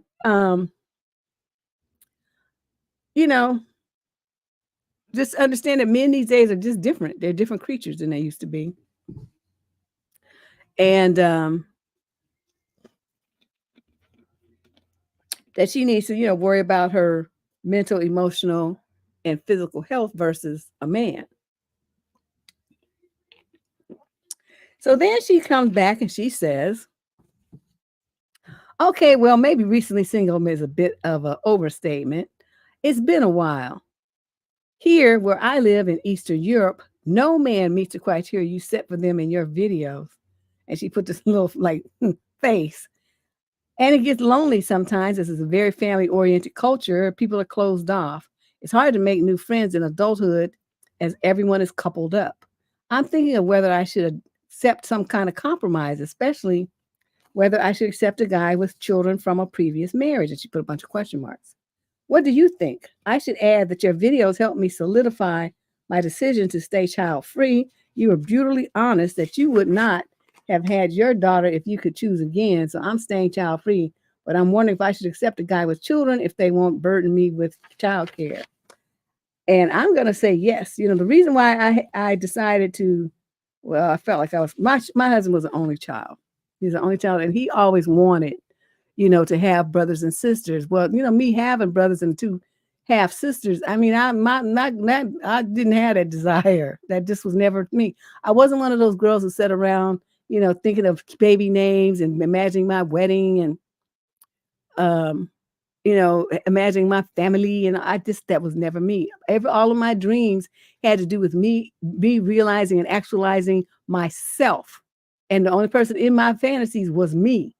I never didn't even have like a husband. It was always about me. So when he came along, that was a shock to me. And then the fact that he had no siblings,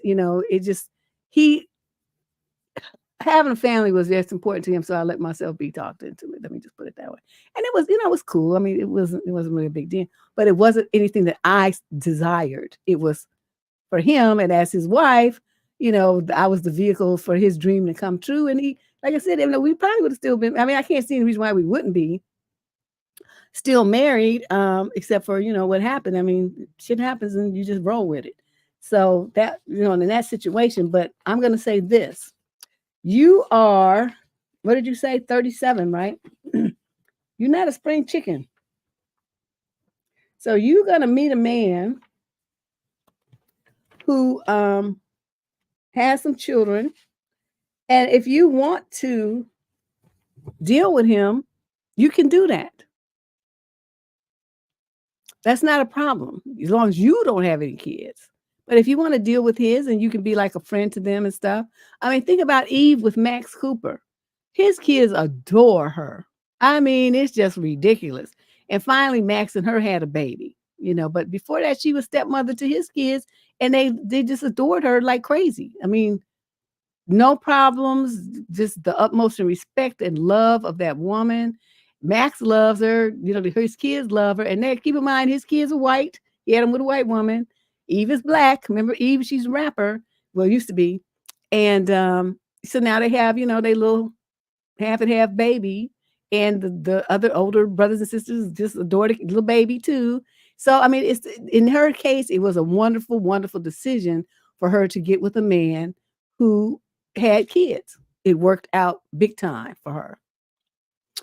Now, the thing though that I have to warn you about, because you say as long as they don't burden me with childcare, you threw that in there. I'm going to tell you this reality that you need to consider. As the parent of those kids, if anything happens to their mother, who's the custodial parent, they're going to come and live with him. If you are married to him, then you're going to become, or even if you're just living with him, you'll become the de facto stepmother. If you're married to him, you will be the real stepmother under the law. You will then become their mother. Can you handle that? If think about it, because you're only 37. Okay, so the fact that his kids would be of the age where they would still be minors is a reality. We're not talking about him in his 50s or 60s where his kids are grown and out the house. We're talking about, they very likely could be teenagers and still, be minors under the law and have to come and live with him. That would be you. So can you handle that? And this is a warning that I give to all women who think that I'm gonna marry this man, I'm gonna get with this man who has kids and I'm not gonna have to be really dealing with his kids. No, don't think like that, because shit happens.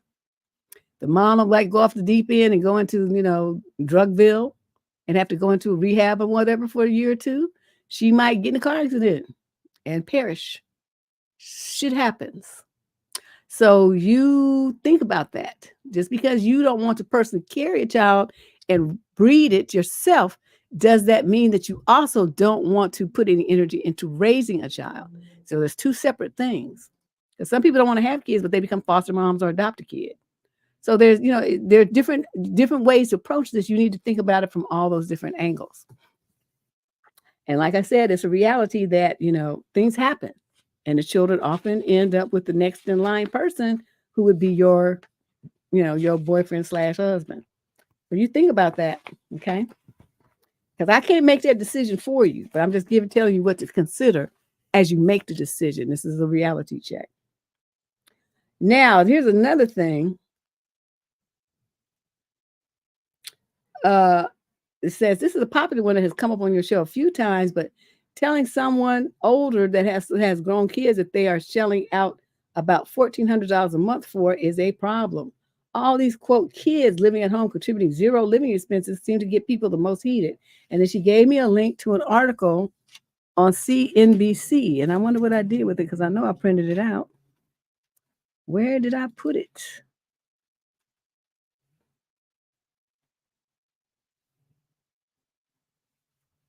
Oh, hold on, I'm looking.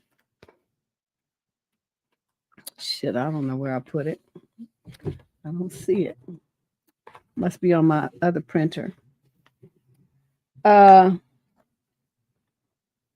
I have a big printer with a scanner and a copier and a fax machine attached to it, and I usually print because it's print like shoom, shoom, shoom. It prints faster than this little Mickey Mouse thing here. But anyway, basically what it said is, how many parents are supporting their adult children to the point where it's impacting their retirement, because they're going, they're using their retirement funds to support these adult children, and how it's putting them at financial risk in their age, when they're older, when they can't really easily get a job and replace that income. I know a couple like that. And the husband has two sons in their 30s. One of them is married and has a baby on the way. And they live in his house. Neither one of them pay a dime in rent. And the one who's married with the baby on the way, he won't even do any chores around the house. He won't do shit. He don't even want to talk to his father, yet he's living in his house. Now, see, with me, I would kick him and his wife and pregnant wife out and on the street and tell him, you just make it happen the best way you can, get the fuck out. But he's not like me. See, I'm not going to tolerate that kind of disrespect. The other son has offered to, start paying some rent to help the father out, because the father's, with all them people using the heat and, the lights, burning lights and stuff, and like his retirement, he's on a fixed income now. And so his money is just going out and nothing's coming back. So he's not as, he don't have as much money as he used to. And I'm wondering, because I'm looking at that, I'm like, why are you letting your son get away with this? There's nowhere you could, as an adult, can live for free. Now they're about to have a baby and bring that baby up in there too. You're going to be supporting that whole family. Well, the wife does work, but she'll be on maternity leave, so she won't be working. I don't know, but I see this a lot. I remember a woman when I was working in the gym, she used to come in there and she was complaining about her sons. She had 3 adult sons. This black lady. She worked as an RN, so she was making bank.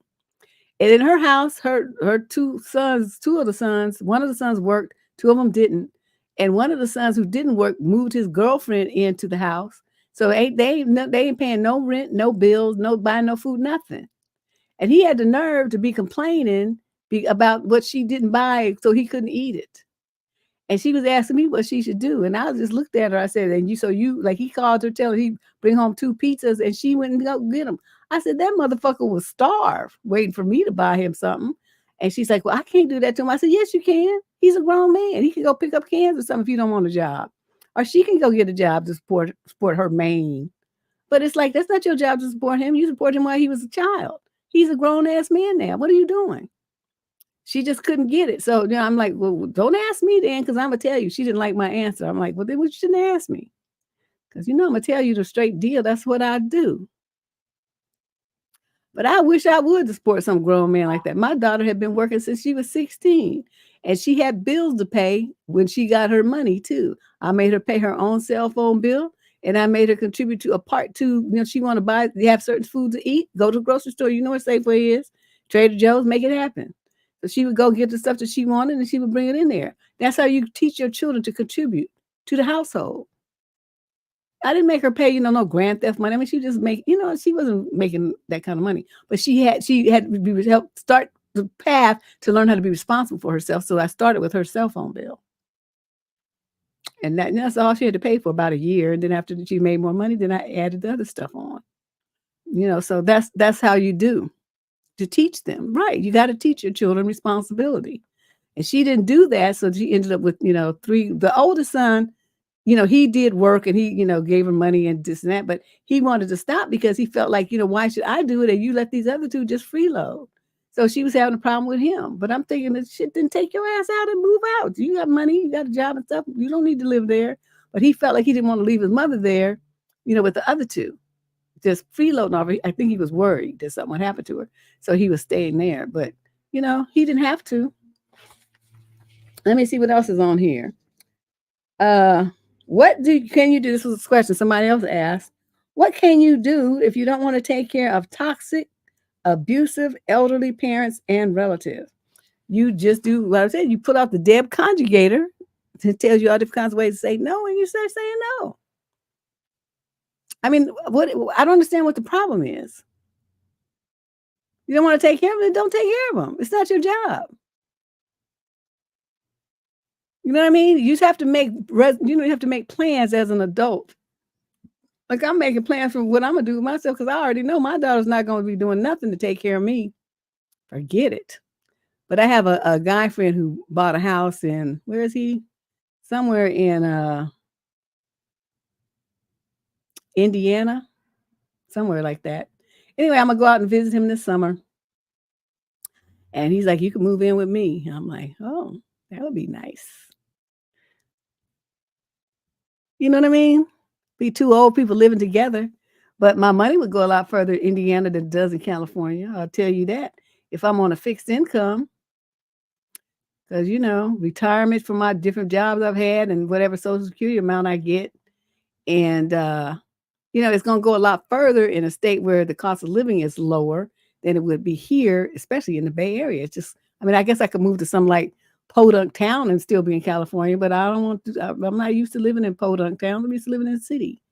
So for me to do that, I'd have to move to another city in another location where the cost of living is lower. And he already got a house, it's just a spare room. I just moved my shit in there. And he said he got like the full finished basement. I could put my YouTube stuff down there and then call it a day. That's what we would do.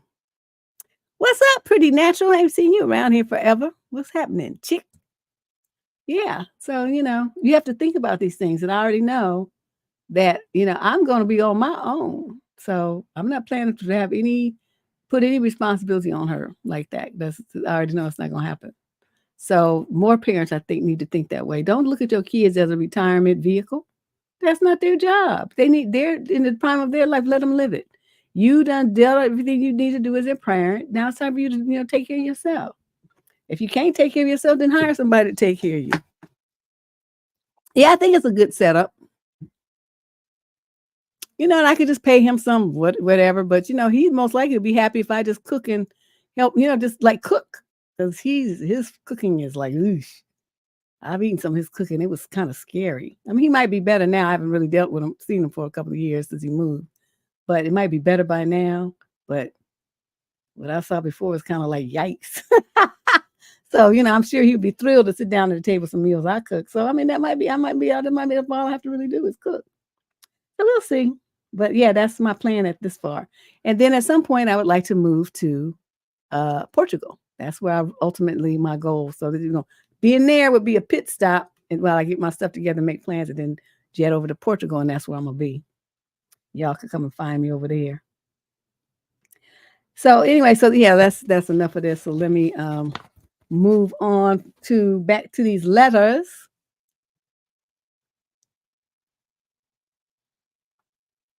Let me get back to these letters. Okay. I was just checking the chat stream. Oh, by the way, if somebody has a comment that you want to make about anything that I said tonight, especially that show that I talked about in the beginning, I Am a Stalker. That shit was wild. So that's all I said. Please watch it so we can talk about it next Saturday. Because I want y'all to be calling in and telling me what you think about that. And I might watch a few more episodes, but that was the one that I started with because like I said, I saw it was Black folks, and so I want to see what they were talking about. And there's another one. The last one is about some girl who was a stalker. I haven't watched that yet because she looks like she wasn't wrapped too tight, but I'll look at that maybe tonight. So anyway, let's get back to these letters, these advice letters. All right, let me take this clamp off. All right, we're on question number 12. This is a young man in the 35 to 41 age group out of London. The female is 28 to 34. Summary of issue. My fiance claims that I disrespected her while we were on vacation. My fiance is 28 and I'm 40. Ooh, you old. Are on vacation in Brazil. On one of the tours, a group of 4 girls asked if I could take their picture. A girl handed me her phone so I could take the picture. I didn't think too much of it. Took one picture and that was it. My fiance saw this and now has claimed that I disrespected her for doing this and took time away from being with her to take the picture. Deb, taking that picture took all of 30 seconds, if that. Mind you, the picture was of all the girls with their back facing me. So now my fiance claims that this was completely wrong. Or they probably did that. You know how girls do that back where they poke their booty out, pick pose. They probably did that. Mind you, the picture was okay. So now my fiance claims this was completely wrong. And due to this, the rest of the day of the tour was ruined. I told her I didn't think much of it and just was being nice by taking their picture when they approached me. Was I wrong to do this or was she wrong to blow this out of proportion? This is the first time something like this has happened. Well, I'll tell you what, you better think about marrying this stupid broad. I'll tell you that. What you did was common tourist courtesy. People do that shit for people on trips and different, all the time. Women do it, kids do it, old people do it, young people do it. People do take pictures for people when they ask and then they give them their phone or their camera back. So her flipping out about this, either she hasn't traveled much, which is kind of interesting, or she is so insecure and so jealous that your life with her is going to be miserable. So you need to rethink this marriage. I'm going to tell you that.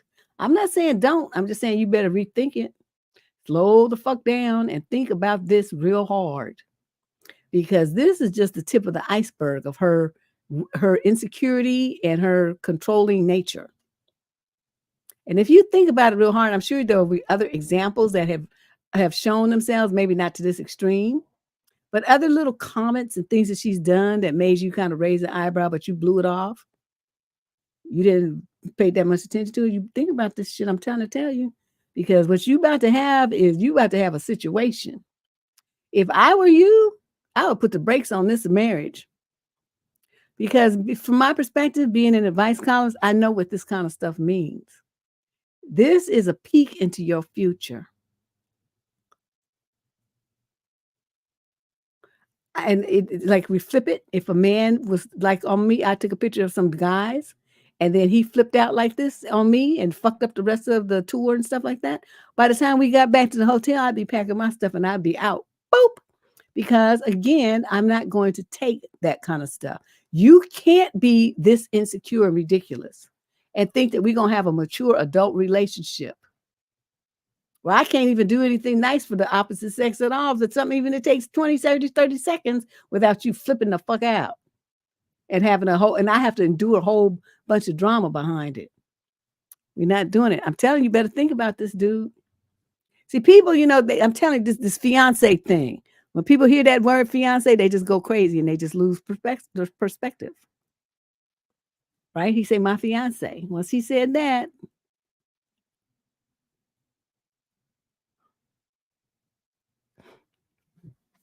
so you better think about this. Let's move on to question number 13. How can I be only 13 and I have like 20-something questions to go? She's 28 to 34 out of Nashville. The male is the same age group. Summary of issue. My husband picked his nose and ate it. Oh, shit. Every week there's something. Some nasty ass man doing some crazy, foul, funky, ridiculous stuff. Did you guys know people in the elementary school, they used to do that? They would sit there and they dig for gold, pulling out all kind of boogers, and then sit there and snack on it. But they were like 7. I mean, she's talking about a 28 to 34 age group. So this is somebody plenty old, plenty grown. Okay, I'm so embarrassed about this. I don't dare tell anyone I know about it, but I have to tell somebody. So, Deb, this afternoon I was looking out the window into the backyard and admiring my husband through the window. He had no idea I was watching him, and he was just existing in the moment. There he was standing in the yard, and he started casually picking his nose. I was prepared to give him a hard time about digging for gold, but then I watched in horror as he brought his finger to his mouth and ... he actually ate it.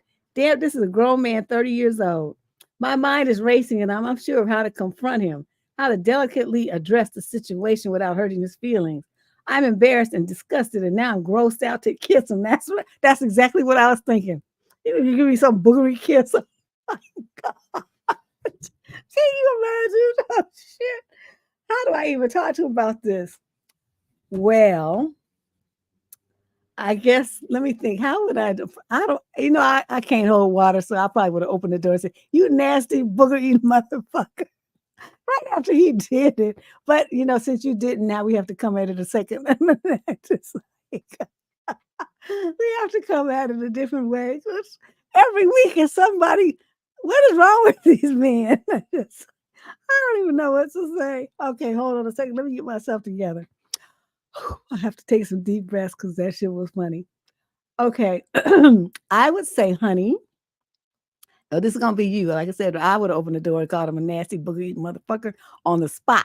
But since you didn't, we're going to take the second level approach. And you're going to say to him, honey, I was looking out the window admiring you today. And then I saw something horrifying. I saw you dig and pull a big old loogie of snot out your nose and eat it. What the fuck was that? And he's going to be totally humiliated. And then you're going to say, don't you even think about kissing me again, because all kisses are off, you nasty fucker. And I don't even know what to say about that. I can't do it. I cannot do it. We won't do it. I'm not going to be bothered with you. That's what I would do. Somebody's calling. What's she going to talk about these loogies? Hold on a second. I got to put in my earphones. Oh, shit. I got to plug the mic in. I guess let's start there. Hold on.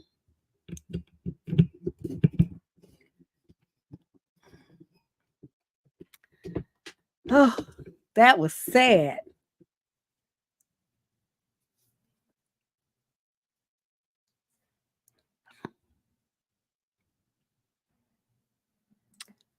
Okay. What's your comment? Hi, Debbie. How are you? I'm fine. Oh my goodness. Can I just say that I'm so Like, I feel like a kid. Like, oh my God, I'm just like you're like a celebrity because I've been watching you for years, and oh my goodness, I can't believe I'm talking to you.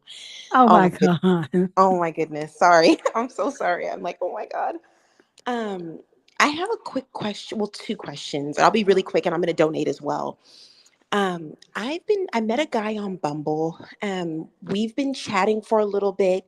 I'm based in California. I'm in your neck of the woods, the Bay Area. He is in Wyoming and he will actually be living in Wisconsin. He finished a surgery fellowship, and he got a really awesome position. So far, like we've been texting a lot. We've done a couple of FaceTimes. The plan is to meet, but he hasn't solidified an actual like date. And like maybe he's looking for it to be like a mutual thing, or like I should do it. And like some of the texts are a little bit sexually suggestive. Like I can't like it'd be not like right now he's in Cancun. He's like, oh my God, it would be nice if you and I like, I'd be honest, this bed and shower hasn't been utilized a lot. And just little comments are like, I want you to sit on my face or something like that. No, So I'm wondering, like, do you think he's just looking for sex? obviously. And I want you, okay, this is, how old are you? I'm 32. Okay, but you're still young compared to me. Like you right around the same age as my daughter. So y'all babies to me. Let me explain something to you. When you have a man and you're talking to him and he says stuff like that to you and he's all up under your clothes and talking all this sexually suggestive nonsense before you even meet him, you haven't met him, you haven't gone on no dates with him, you haven't established nothing with him, but that's the direction he's deciding to talk to you. He's a disrespectful punk. I want you to block him immediately and forget that you ever met him. This Okay. is he's this I'm so serious right now. He's testing. These are tests. And everybody listening to this too, you listen to me and pay attention to this. When they disrespect you like that and you continue to engage with them, he knows that you either A, don't understand what disrespect is, or B, you down for the bullshit. Okay, so it doesn't sound to me like you're really either one of those. So because you recognize it, that's why you're calling. But you have to do something about it and not just, take it and don't do like these girls say, well, I'm gonna confront him. He doesn't care. He's probably doing the same shit with 15 other women. But the one thing that you have to do is you have to have your boundaries and your sense of respect in place so that you don't tolerate people talking to you like this. He was Yeah. supposed to get cussed out. The second he started talking about, I want you to do anything on my face, say, no, motherfucker, you tripping. Nobody trying to do shit with you, funky at. Okay, but you would get the idea. And Yeah. then just block him immediately. That's what you're supposed to do. So no, you're not going to go anywhere where he is. He's not going to call you anymore. He's not going to have any second opportunity to disrespect you. I want you to block him as soon as you get off this call. Okay. I'm Okay. so serious right now. Please, Okay. please have your good boundaries in place. Do not allow men to talk to you like that. The Okay. second they do it, they're showing you that they don't care about you and that you're just some kind of freak vehicle thing for him to use to get his jollies. I don't want you to ever let anybody treat you like that and put you in that place. You block this fool. Okay. Okay. Okay. I'm so serious. Oh my God. No, he didn't. I don't think I was thinking. I tried to kind of like reorient him like gently, and I thought he would get the hint, but like it just seems like maybe it didn't register to It him. He didn't care. That's the part you're trying to find logic and reason in his disrespect. There is none. He did it intentionally. Like I said, it was a test to see, they want to see if you recognize it and if you're gonna cuss around and stuff. And you were polite and gentle with it. So, he knows that you recognize it, but you didn't do the ultimate chop. But if I could have jumped in your body for 5 minutes, I would have read his ass like the riot act and told him all about himself, his mama, and everybody else he knows.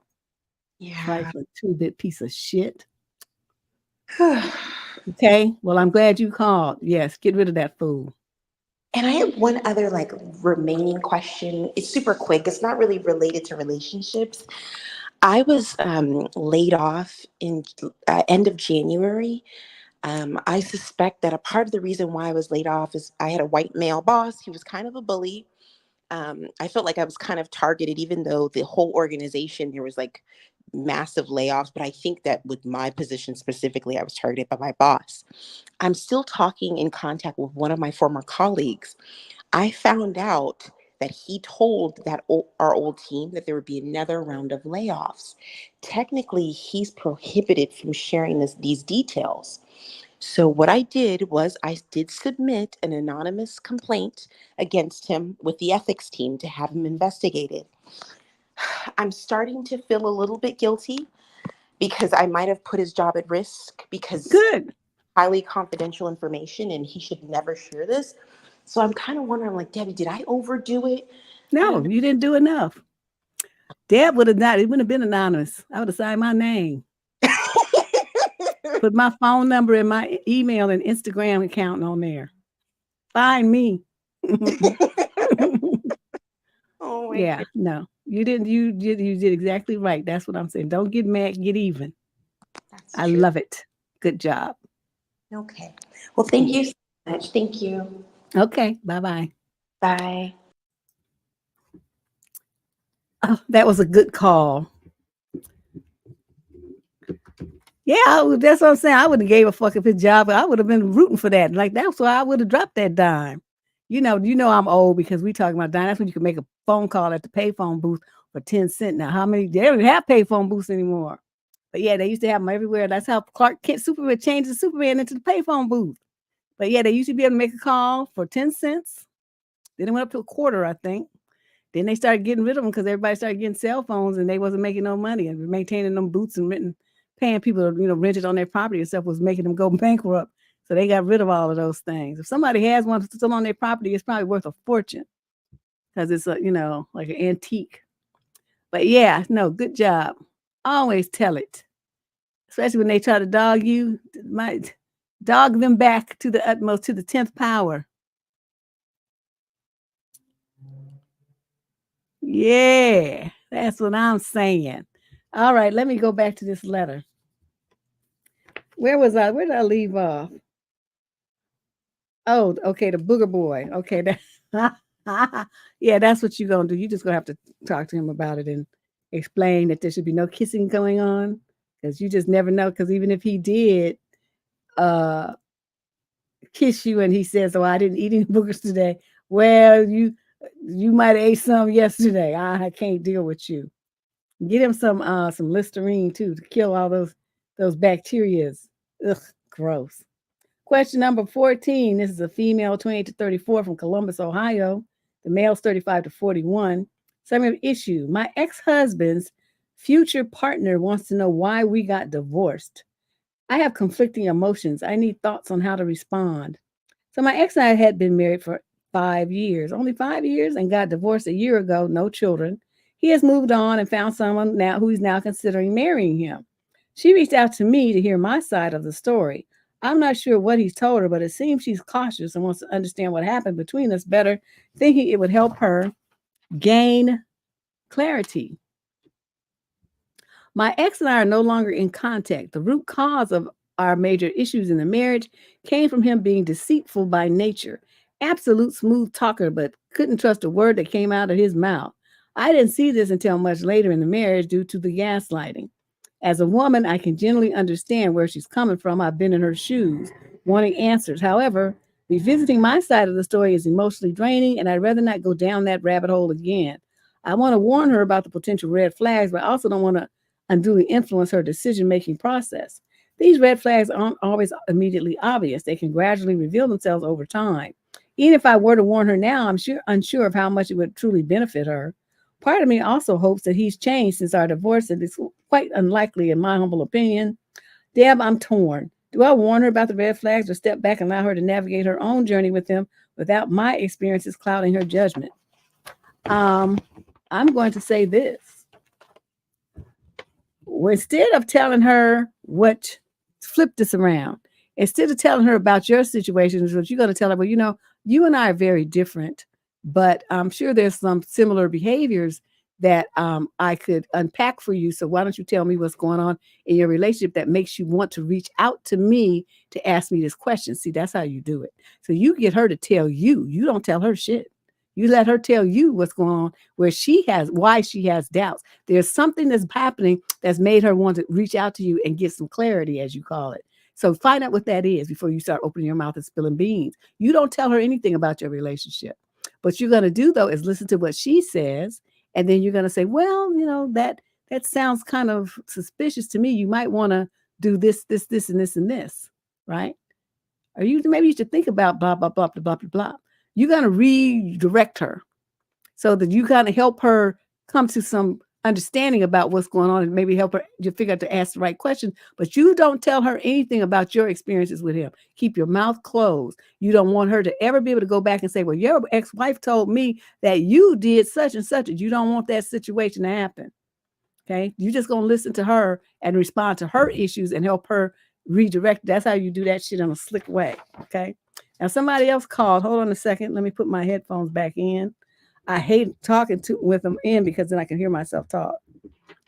So after calls, I take them out. That's how I would do that. Deb is slick. I'm not going to tell you nothing. All right. Louisa. What's your drama, girl? Hello.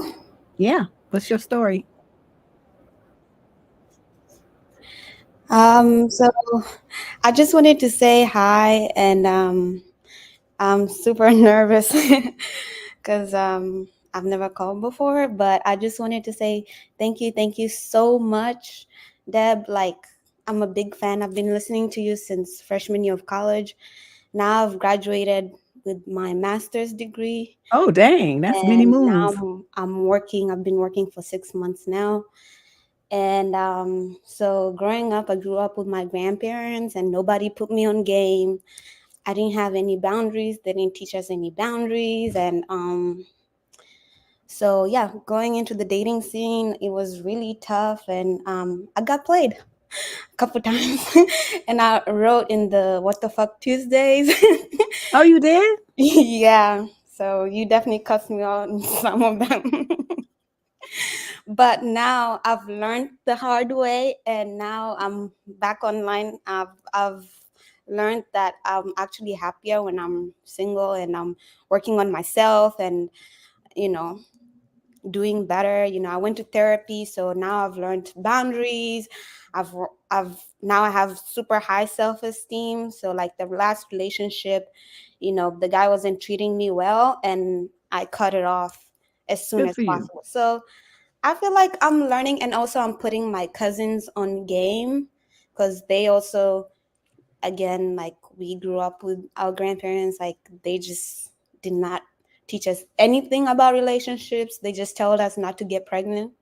So I'm from Africa, so literally that's all. And then yeah, and then also you all know the people who encouraged me to go plant-based. I know you're no longer vegan, but yeah, so I'm still like living a healthy lifestyle, and because of you, and working out and going to the gym and focusing on doing better. So I'm 24 now.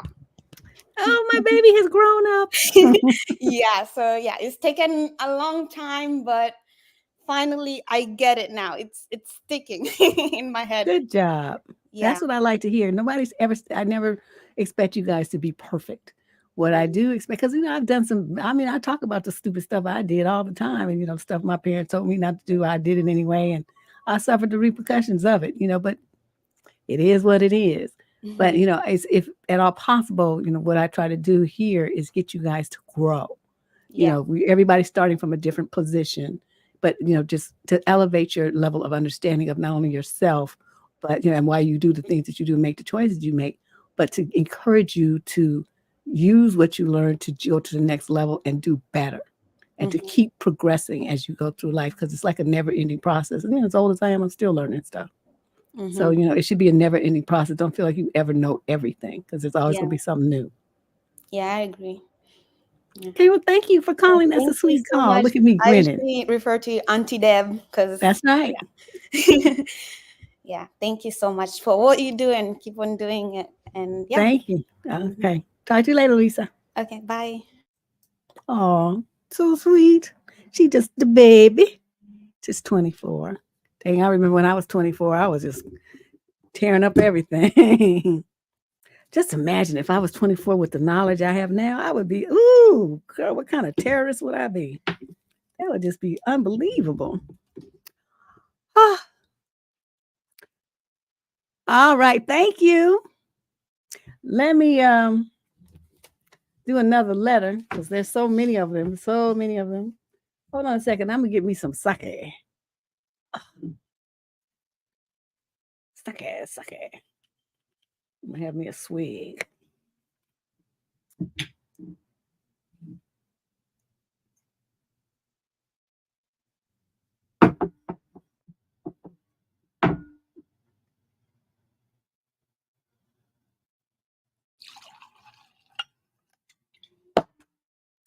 Do, do, do, do, do, do. I could have put the intermission on while I prepared my drink, but nope. Let's let y'all see me be an alcoholic. This isn't really that strong, but I like sake. You know what I make? Chicken karage. That's the like Japanese fried chicken. You marinate it in this stuff with some other, different spice, little soy sauce and some stuff. And then you put it in a little batter and then you fry it. So good. So that's allegedly why I bought this, but of course it's going down my throat more so than on the chicken.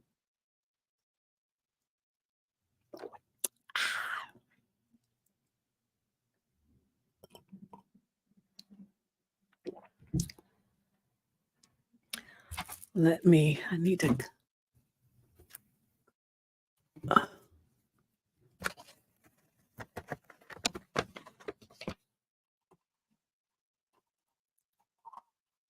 Okay. Now back to these letters. Yeah, I love Japanese food. That's why I always wanted to go to Japan. Since I was a little kid, I wanted to go. But I just still haven't been. Maybe before I croak, I'll finally make it over there. Question number 14. This is a female in the 28 to 34 age group from the UK. Summary of issue. My partner wouldn't let me in the house after an argument. This is a what would Deb do question. So we had a few drinks after work yesterday with one of his friends. It was all good. Friend went home and we were walking to our local curry place for dinner. Crossing a side road, we both jumped as it seemed like a large car was about to drive at us, but it was actually backing up on the main road, moving too quickly, annoying and made us jump. But hey, my partner was angry and ran over to the driver. When I caught up, the driver and several men drinking outside a pub nearby were trying to calm him down. And it looked like my partner was trying to hit him. To be clear, this isn't an everyday occurrence. He has a bad temper and is easily wound up, but we've been together for over 10 years and I've never seen him act this aggressively with anybody. The driver was speaking calmly and not being aggressive. We walked on and I was telling him that threatening to punch someone, I didn't hear him do this, but assume that's what happened, is not okay. He totally disagreed and said the guy deserved to be punched, then stormed off home. So I wouldn't even call it an argument as such. He just stormed off. I was hungry, so I stayed out a bit to get some food. Not the curry house, but somewhere where I feel less weird eating alone. I then walked home, arrived at the front door at about 21:30, but didn't have my keys on me. I don't usually both need keys when we're out together. I knocked on the door and I got no answer. Double checked his location on Find My Phone, which we both use. He was in the house. I tried calling, call rejected. Obviously knocked some more, tried calling again. He answered and said to stop harassing him. To be clear, he was absolutely aware I was on the doorstep and unable to get in the house. We jointly own the property and no kids. What would Deb do? Deb would have broke a window and got in the house. Because we're not doing that. And then you're going to pay for the window too because you want to play these stupid ass games. So that's what you're going to do. And the window's going to be, you better go down and board it up if somebody come in the house or, I don't know what to tell you. But you're not going to leave me. If Deb would have went and found the nearest blunt object, bashed in the window, climbed in, and got my, because you crack all the glass out, right? You could put your coat there and climb over the coat and get into the window and then be in the house to protect yourself from any shards of glass or whatever, right? Because I'm sure you in the UK and this time of year you have on a coat. Yeah, just put it in there, protect yourself from cutting, climb through the window, go in the house. That's what I would have done. Secondarily, probably call the police or a locksmith, but probably the police and said he locked me out. This is domestic violence. It's cold, it's dark, it's 21:30. And he's left me outside intentionally. Come and let me into my house. They have master keys. They could have unlocked the lock. So it would have been one of those things. But knowing my temper, I would have broke the window out. That would have been, like I said, I always choose violence. So, that's a violent action to break the window out. And I would probably chose that. That's why I gave you that answer first, because I know that's what I would do. I would bust that window out like it was nothing. And he would have come busting down the stairs, hopefully stepped on the glass and fucked up his foot and then bleed everywhere. I've been like, that's what you get. You should have let me in and we wouldn't have this problem. So figure out what you're going to do and what kind of emergency services you're going to get. I'm going to take a shower and I'm going to bed. And that would have been that. You know what I mean? And then, you jointly on the house. We would have to put the house up for sale because this relationship is over. See, again, disrespect. What makes you think you have the right to lock me out of my own damn house in the middle of the night? Or whatever 21:30 is.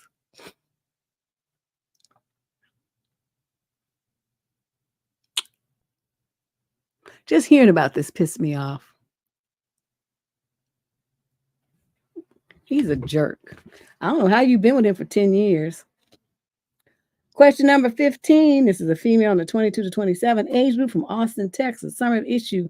I got catfished so bad the other day. I'm so embarrassed by this story. I met a guy on Bumble 3 weeks ago, and we had been texting every day for the last 2.5 weeks prior to the date.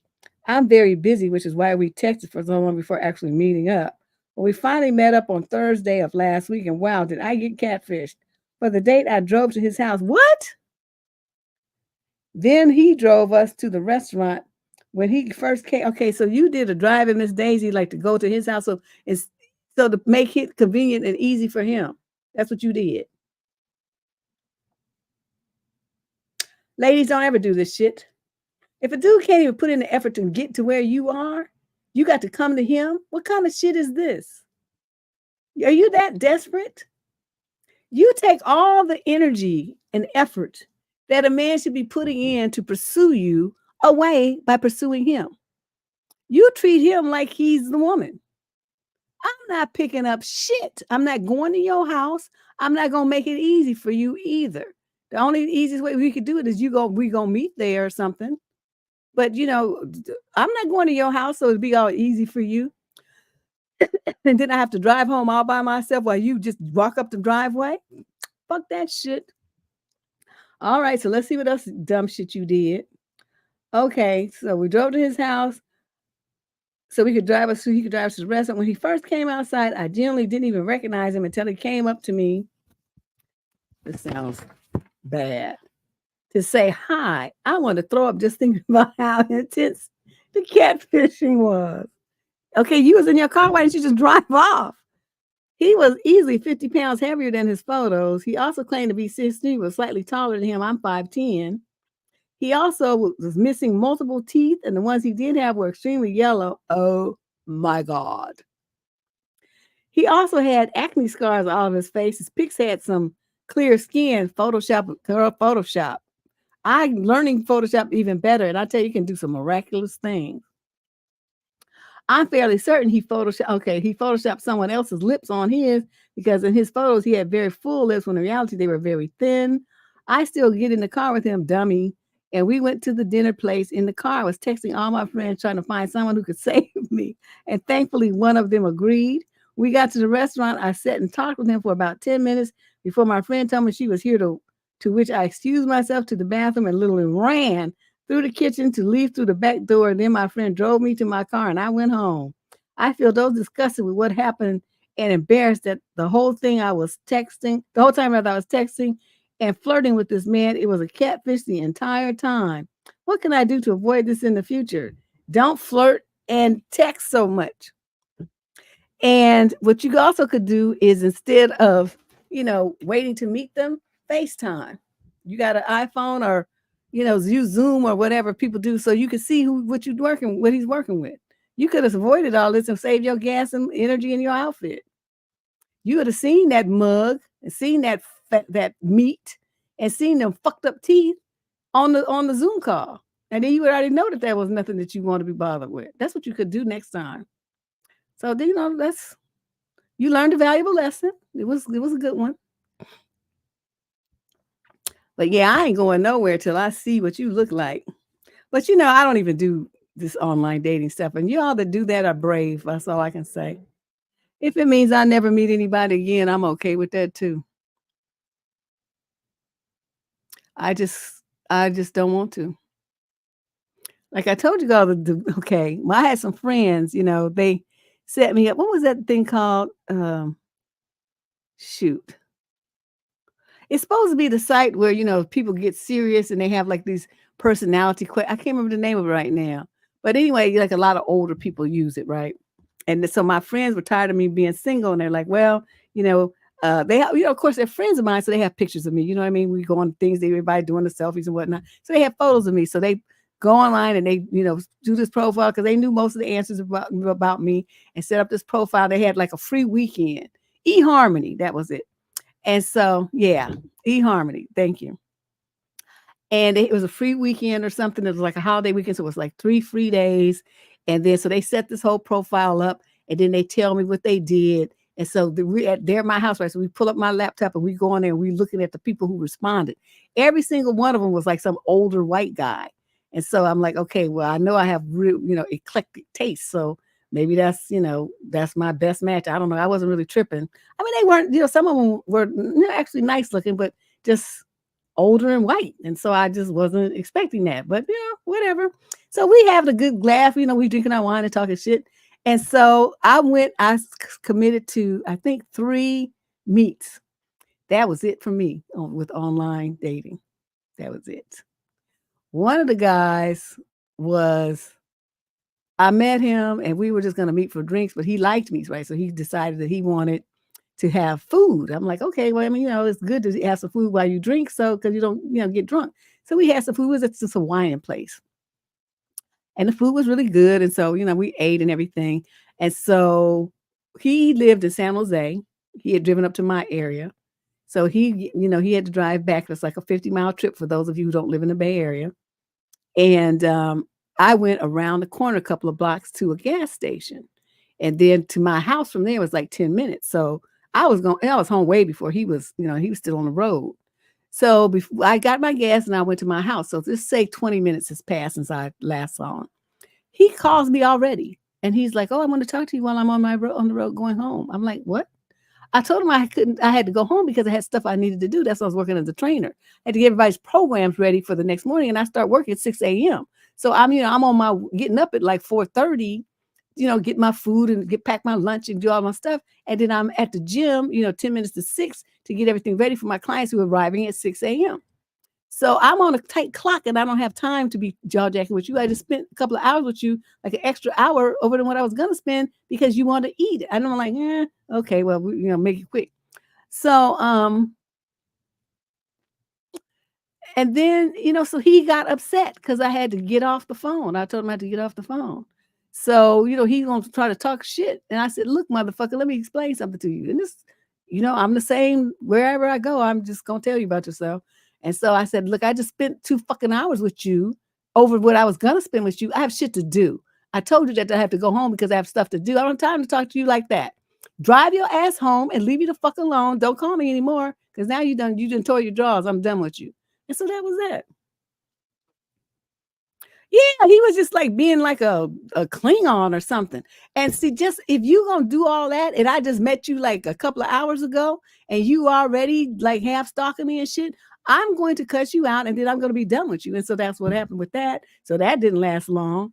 The second one I met, okay, he told me that he was 46, and I was like, okay.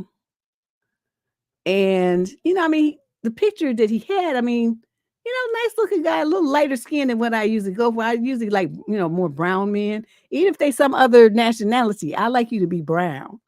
And so I go to meet this man and he comes through the door and okay, flip that 46 to 64 because he has so many lines and wrinkles on his face. And I do know that really light-skinned people age different because they don't have much melanin. So the sun really, jacks with their skin. Plus he was short. He was like petite. And then he smelled like cigarettes. And I have a history of asthma. I don't deal with people who smoke cigarettes. You can't smoke nothing around me because it irritates my lung. So, honey, well, luckily we was in one of my favorite restaurants. So, I didn't really care. And I know the waiters and all stuff because I used to go there all the time by myself. So they're looking and they see me looking at the dude and they go in the back in the corner going, I see them, they laughing. I'm thinking the next time I come in there, I'm gonna catch hell from them. And I did. But so I'm talking to dude and everything, and then he tells me, I said, "Oh, you said you were this tall and stuff." And like he says, "Well, yeah, I used to be, but I kind of shrunk as I got older." I'm thinking, you a damn lie. Then he tells me that he buys his clothes in the boys' department. I was done. I'm like, I was a lot skinnier than myself because that's what I was working as a trainer. But still, I was not like skinny like him. He was just petite. I mean, just a little speck of a man. I'm like, boy, if something happens, I would have to defend you. This is not going to work for me. But I'm at my favorite restaurant. So we sit down, I'm eating. I'm telling you guys about my 3 online dates and why I don't mess with online dating anymore. My friends did this to me.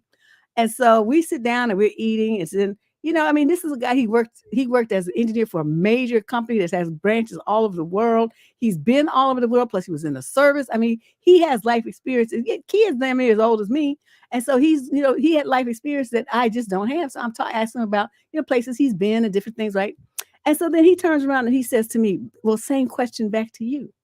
And so the first time or two, it didn't really register. But by the third time, I said, why would you say that when you've done things and been places I haven't?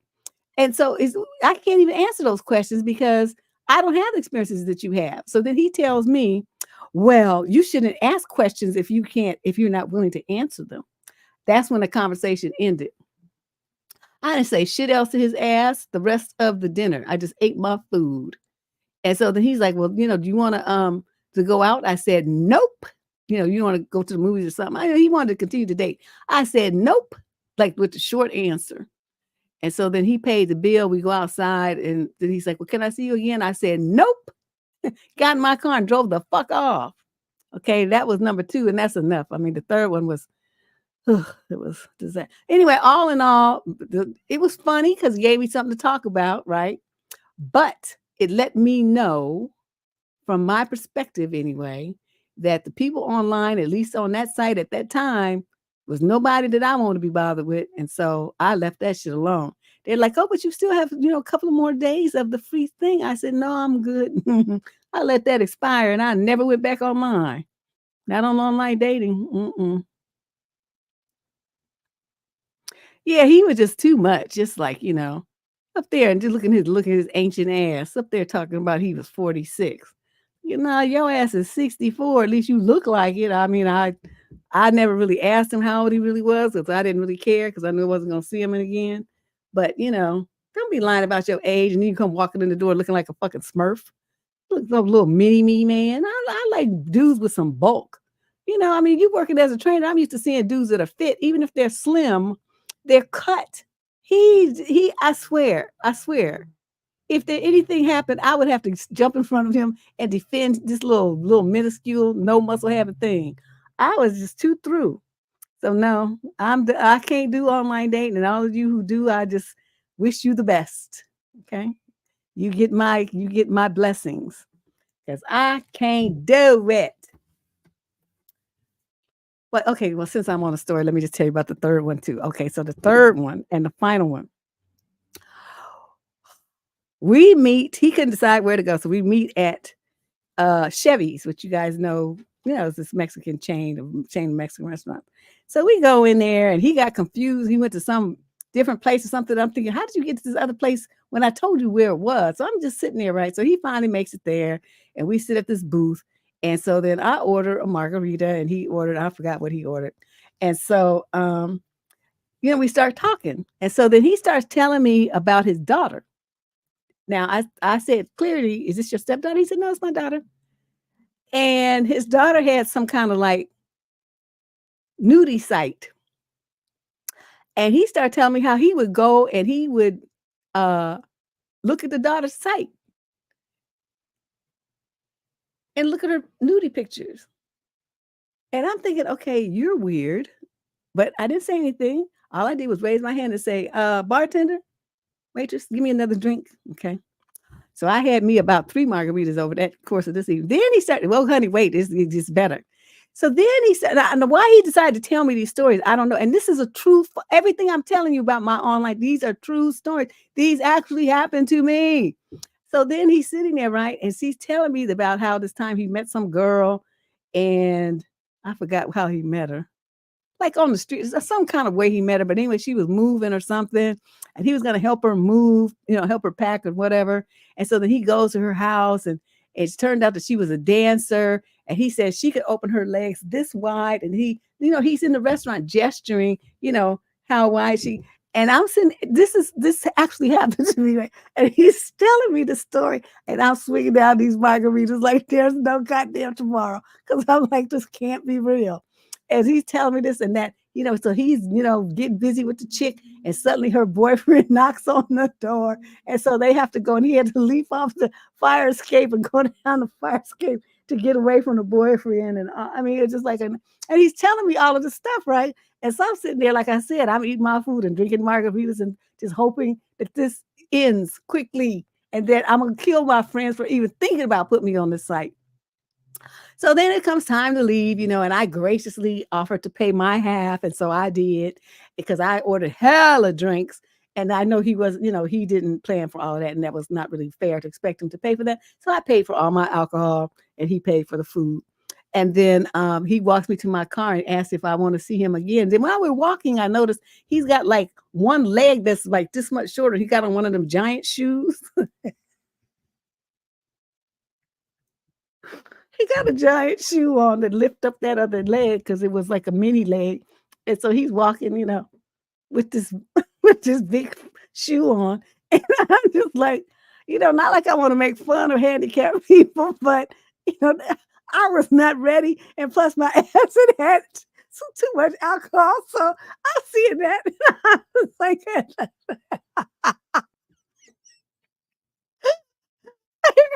I wasn't ready. That was all I could teach to do, falling out laughing. I'm like, this dude is crazy. This can't be happening to me. It's like, why is this happening? What did I do wrong in my former life? This is coming to my way in karma. So I get in my car and I could not get out of there fast enough. I mean, I was like popping wheelies and stuff to get the fuck away from that man. So that was the third and final. And I'm thinking, okay, 3 strikes, you out. I'm done. It's a wrap. I'm never going back online, and I haven't. This really happened. I'm telling you, I'll never forget this shit as long as I live. And that giant shoe, and this wide part.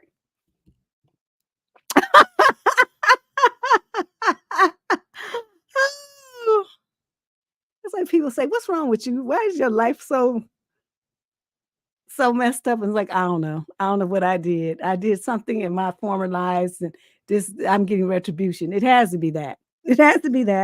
And I'm getting payback. It must be something like that. I don't know what to say.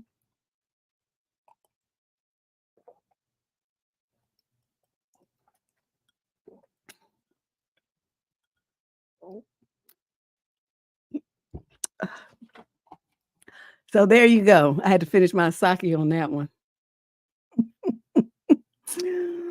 Oh, yeah, I wasn't going to say, and I wasn't going to add that third story, but shoot, why not? I got 4 hours of time to kill. Just let you all know, this is why I don't do online dating. Even though I threatened at some point a couple of years ago to go and set up a swipey profile, I keep reflecting on them dates and I'm thinking, that shit might happen again. No, I'm good. I'm cool. I don't have the time or the energy. And plus, I'm too old now. I don't think my nerves can handle it.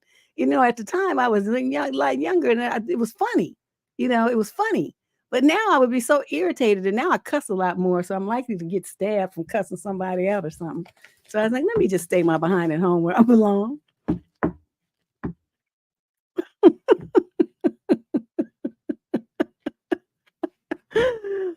Oh, okay, let's go back to these letters. Just this poor girl, she got so catfished, but yeah, I did too by that little mini me man. 46 is actually 64. Question number 16, female 22 to 27. The male is rather 18 to 21. Summary of issue. I am growing more annoyed and agitated by my boyfriend's childish behavior. Me, 23, and my boyfriend, 20, have been dating for almost 5 months. Okay, well, that's your first mistake. Thank you, Mo. Let me see what she say.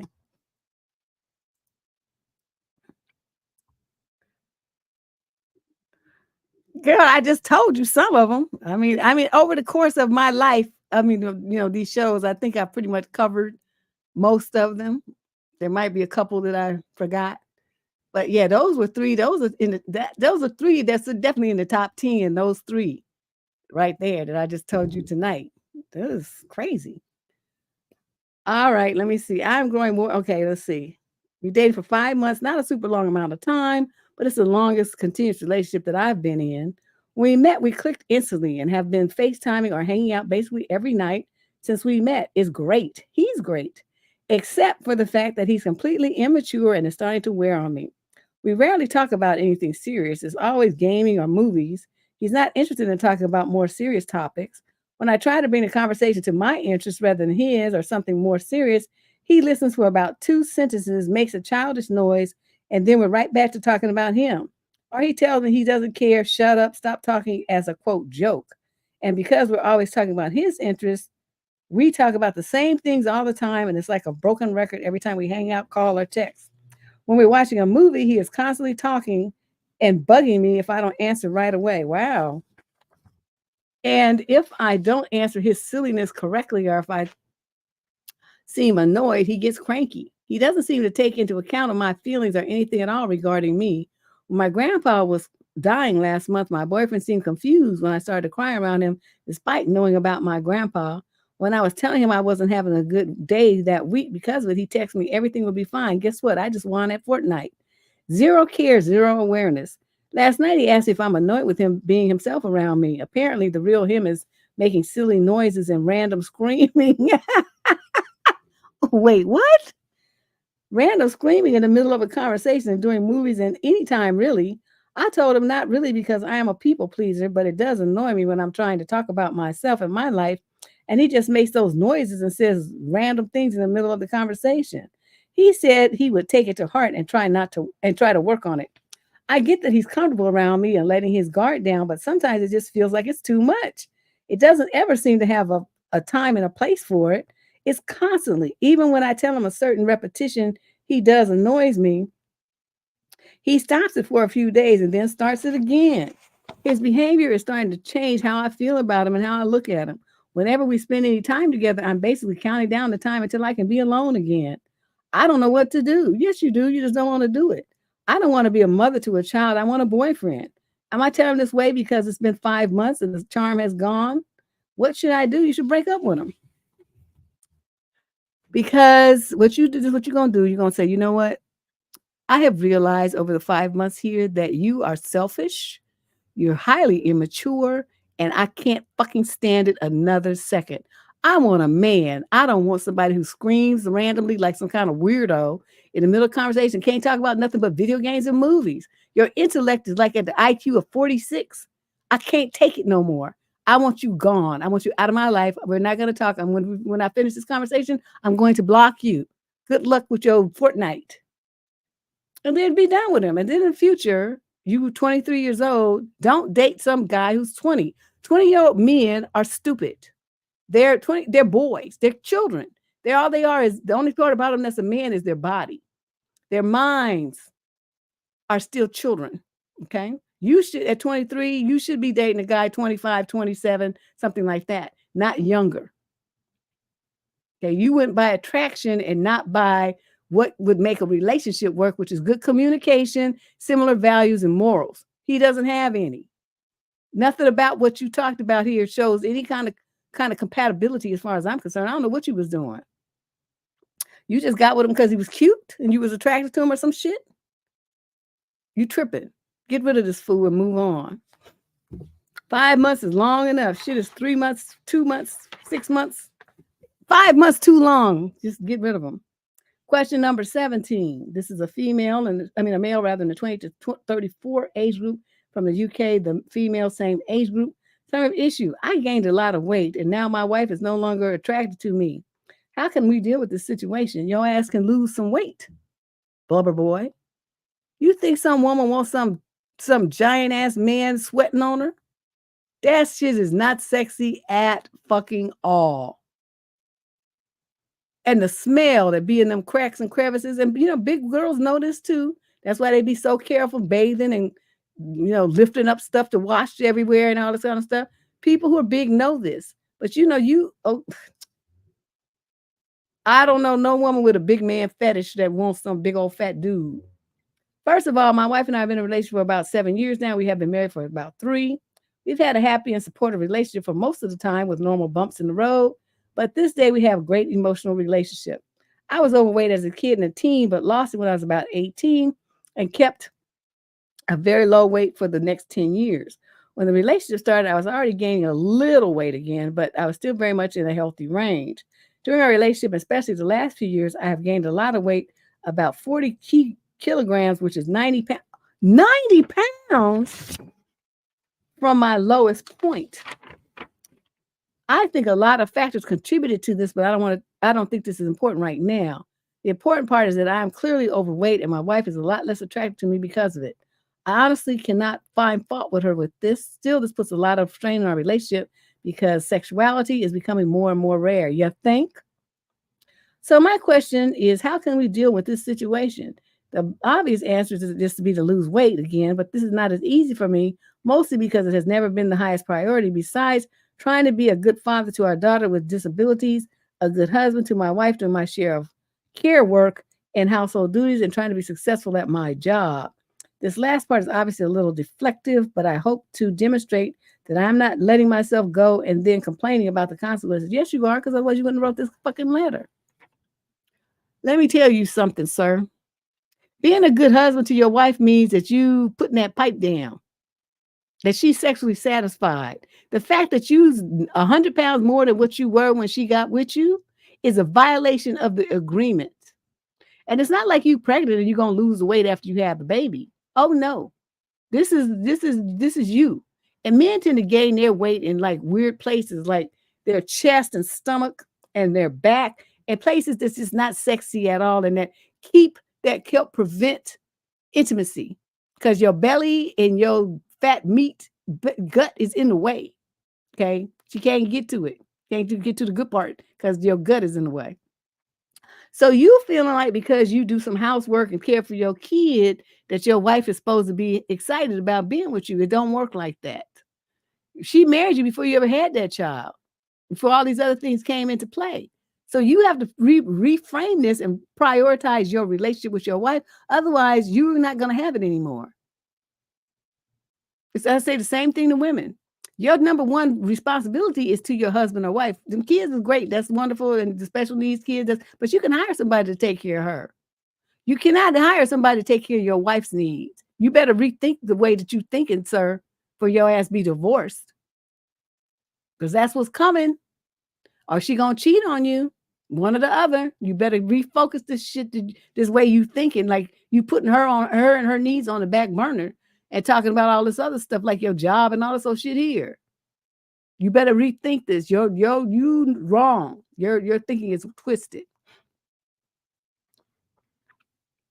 He just need whatever he need to do some fucking table pushbacks. That's what I used to tell my clients. You need to do some table pushbacks.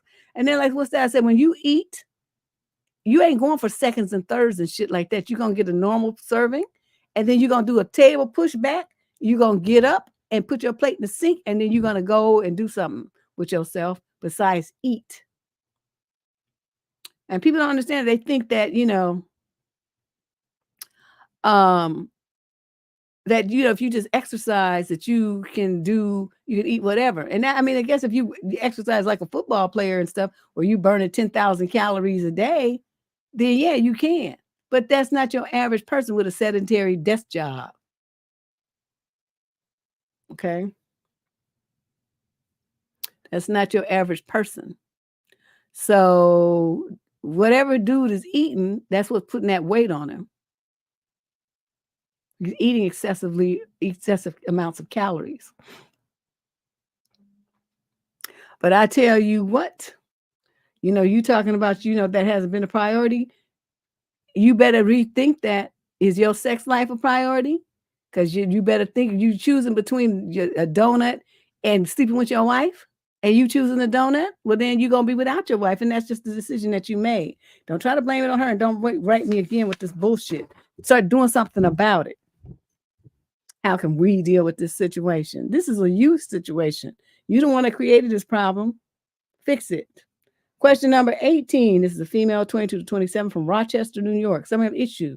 I'm dealing with my father, who rubs my hardships in my face and downplays my goals. Basically, I'm dealing with a petty father who I'm starting to despise. I'm 22 and have a complicated relationship with my 50-year-old father. When I was younger, I thought the world of him. I looked up to him as a good man. But I'm now realizing he may have good intentions somewhere, but he's an asshole. I'm going through mental difficulties, which has caused me to exclude myself from living life and doing things for myself. Every chance he gets, he throws that in my face. He's betting on me to stay down. He treats the rest of my siblings and my mother the same way. He acts like he's the only person who's established, while stepping on us for going through difficult times, especially financially.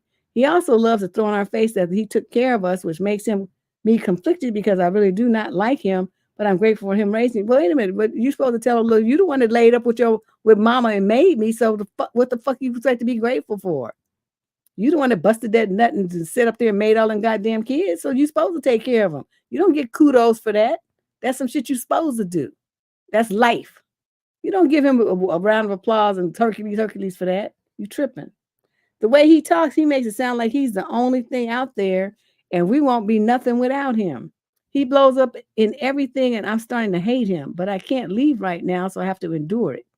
How do I stop trying to prove myself to him and bring back that effort towards myself? He acts like his way of life is the only one out there. Well, unfortunately, you know, as long as you live in somebody's house and you live independent like a child, you're going to have to be treated like a child, and that's what's going on.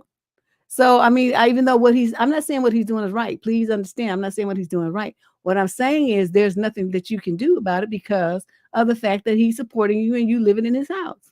So he's acting a fool. He's a disrespectful chump. All of that is true. But until you have the wherewithal and the means to move out and be living independently and tell him to fuck himself, then you just got to take it. I don't know what you expect from me. That's the way it is. And he's not a very nice person. I agree with you there, but there's not too much you can do about it. Right? It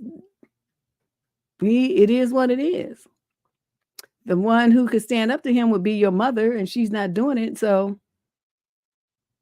there's not too much y'all can do because you depended on him to take care of you. You living in a man's house. That's why I moved out of my parents' house. Even though they would never say anything like that to me, but we already knew, we already knew what time it was. And so all of us hit the door. I mean, my brothers left when they were 16, 17. I was the one kind of lounging around and came back and lived there for a year, then moved out, came back. That was me. My brothers, once they left home, they never went back, ever, except to visit for the day. They didn't even spend the night. But I would go over there, spend a weekend and stay in my old room and all kind of stuff. My brothers never did that. They just felt like that was daddy's house, and they just was men now, and they was never coming back. And my little brother, like when he would go, to college and stuff, and he would come back to the Bay Area, he might stay for a week or something. He would be at the house, but everybody, it was a visit, you know what I mean? Because he's going back to DC. And so it wasn't like he was living there. He was just visiting. And most of the time he wouldn't be there anyway. He's out chasing skirts and spending the night with them girls. So, I mean, we saw him, but not really. So that was that. But yeah, but my brothers, they never moved back home. That was just me. Let me take all my stuff and be camped up in my room for months and months. So that's, I don't know what to tell you, girlfriend. It's kind of comes with the territory. He's, you know, you got to pay the cost to be the boss, and you ain't paying the cost. So you can't boss nothing. There's nothing you can say here and nothing you can do except take it. Question 19, female 18 to 21 from Ontario, male 22 to 27. Summary of issues. Should I move on? I'm clueless. A man asked me out for coffee. He was nervous during the date and he couldn't stop talking about himself. I honestly was disappointed because I got an impression that he wasn't interested in hearing me. He is 25 and I am 21, by the way. After the date ended, he started texting me almost every day. Then he confessed that he was, quote, too nervous because I was cute, end quote. Then he wanted me to meet again. I was so excited to meet him again, but that never happened. Things kept delaying and nothing happened, and it has been a couple of months now. Wow, months. I did ask him when we were going to meet, when we said we both of us were available, and still he didn't text me to tell me that he wants to meet me, at least after that first time. I was beyond disappointed because I wasn't able to talk in our first date, so I was really looking forward to our second date, but I guess it's never happening. So I decided to unfollow him, out of sight, out of mind. P.S. I never dated before, and I rarely talk or know anything about men. Oh, barely talk, I'm sorry. You need to spend some time on this channel then and get up to speed on all that kind of stuff because, you know, you were in a situation where the guy didn't really want to hear about you. He just want to talk about himself. That's nothing you should have went on a second date with. He's a narcissist.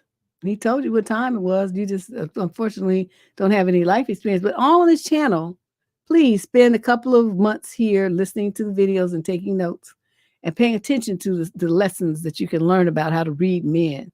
It's called vetting in the Black community. It's called vetting men. And, you know, you basically what you're doing is assessing his rightness for you, his rightness and how aligned he is with your morals and values. That's the word that we use, vet. And so if you find a guy that, you know, there's some stuff that's off, some stuff that's questionable, he's not quite right, you pass him by. It's not like he's the only motherfucker in the world. Just let him go. Find another one. They all crazy. You just have to find one that's the level of crazy that you can tolerate. Okay, that's pretty much the reality of dealing with men. They all gonna have a problem. You just have to find one with the problems that at the level that you can handle and that's acceptable to you to deal with. But you looking for Mr. Perfect, he ain't been born yet. So yeah, that's my recommendation to you because you cannot be going out into this world acting all brand new with these dudes. You'll be roadkill. Okay, that's not gonna work. Let me see what Cookie Face Girl say. What?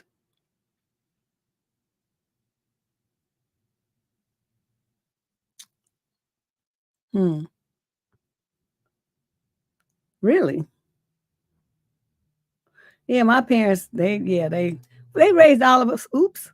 They raised all of us to you know, to be independent. But yeah, my brothers, man, they deuced out. They went to college. They like, we out, we gone. And that was it. We didn't see them no more. It was interesting. All right, question number 20 of 30-something questions. What am I doing on time? Oh, I think I'm going to have some questions left this time because I had so many side stories this time. Okay, question 20. Sorry, issue. My partner is threatening suicide if we split up and is refusing to help. Any advice on what to do?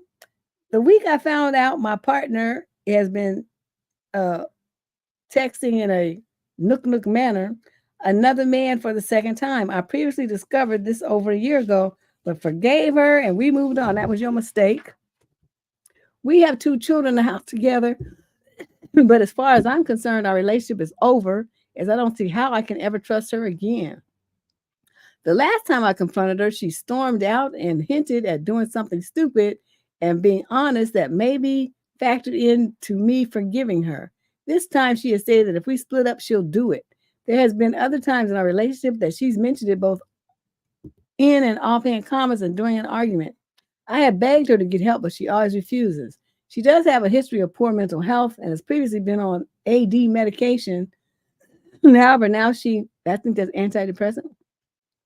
However, now she just refuses any help, saying it's useless, and won't work. I really don't know what to do. I feel trapped that if we end things, that she may do it. However, as mentioned in our relationship is as good as over due to the cheating. Any advice appreciated? Well, what you do is you go and you get an insurance policy made payable to your children. And then you just leave anyway. And so if she decides that she's going to do it, then your kids will be paid. That's what you do. See, if you're looking for me to be the sensitive kind that would worry about somebody's making those kind of threats, you wrote the wrong advice columnist. I would never give in to those kinds of threats, and I don't suggest that you do either. Because I feel like this, as an adult, it's not like she's a kid, she's in her 30s, mid-30s. If that's what she wants to do, she's fully entitled to do it. Have at it, give it your best shot. But I would tell you to make sure that you do it in a way that's going to make sure that you actually check out and don't end up in a vegetative state somewhere in a care home where people that work there are guests and stuff. You're a young woman that's going to SA you while you laid up there in the coma and stuff. Make sure that you do it well so that you go all the way over the line and see the light. Don't half-ass it. That's what I would tell her. I would scare her. And so, plus I got insurance policy. So as soon as you do it, my kids are going to get paid. That's what's going to happen. So, we don't really, if that's what you want to do, have at it. Nobody cares. It's a free country. That's how I operate. I'm not going to be manipulated with your threats. You do what you want to do with yourself. It's your life. It's your body. I don't care. And so, you try to tell me that that's what you're going to do. I'll say, well, do it. Do it then. You need me to help you? You need to call Kevorkian? What you want? Because I just, that kind of threat's not going to work on me because I really don't give a fuck what you do, where you do it, or where you go after you do it. The hot place, the cold place, the fluffy cloud place. I don't care where you go, but it's not going to control nothing about me. Okay? Because I want to leave you, and that's what I'm going to do. So you figure that out, all the rest of that. But see, you're that kind that she knows that's going to work, so she's using that tool to manipulate you. If you had my mentality, she would never say that to you because she would know it wouldn't work. So like I said, go get the insurance policy and then tell her, have at it. Because my kids have got to get paid. And I don't care what you do. Okay. Question 21. I don't have any sympathy for people that try that trick. I knew this girl who did that in high school. And this poor guy that, but they were kids. He was, they were like 16, 17 years old. And she used to threaten that. And they actually ended up married and stuff, but they're divorced now. He finally got his nuts up to leave her. But yeah, she just was globbing onto him and just would not let this little boy breathe. I remember thinking it was horrible, what she was putting him through. But she was so freaking insecure and controlling that's how she, controlled him, that if he left her, that's what she was going to do. And I told her, even in high school, I said, well, you should test her to see if it's real. Mm-hmm. Leave her anyway and see what she does. Oh, no, I couldn't do it. I said, that's the fact that she knows you couldn't do that. That's why she keeps using that threat, because it works. She wouldn't use it on me because I'd be like, do it then. I dare you. I double dare you. I'll bet $100 that your ass won't do it. Question number 21. This is a male, 22 to 27. Summary of issue: dating someone with a dog. How do you deal with dating someone with a dog? I'm maybe in the wrong, but it's really frustrating that evenings are cut short. There can never be spontaneity, and she can't stay over. I always have to go to hers, and pets aren't even allowed at mine. Okay, so she can't bring her dog with her. And I can't help but notice dog hair all over everything. She's even talking about getting a second one to keep it company. I've always been more of a cat person, so this isn't helping. Would it be a selfish and small reason to stop seeing somebody? Nope. It was a good reason to stop seeing somebody, because she can't provide you with the kind of relationship that you want. This is the kind of thing I tell women all the time. If the person's not providing you with the kind of relationship that you want, the quality time that you need, then you dump them. It's a very simple thing. It's not a big deal. Okay. So you just, tell her it's not going to work. You want somebody that can stay over and spend weekends with you.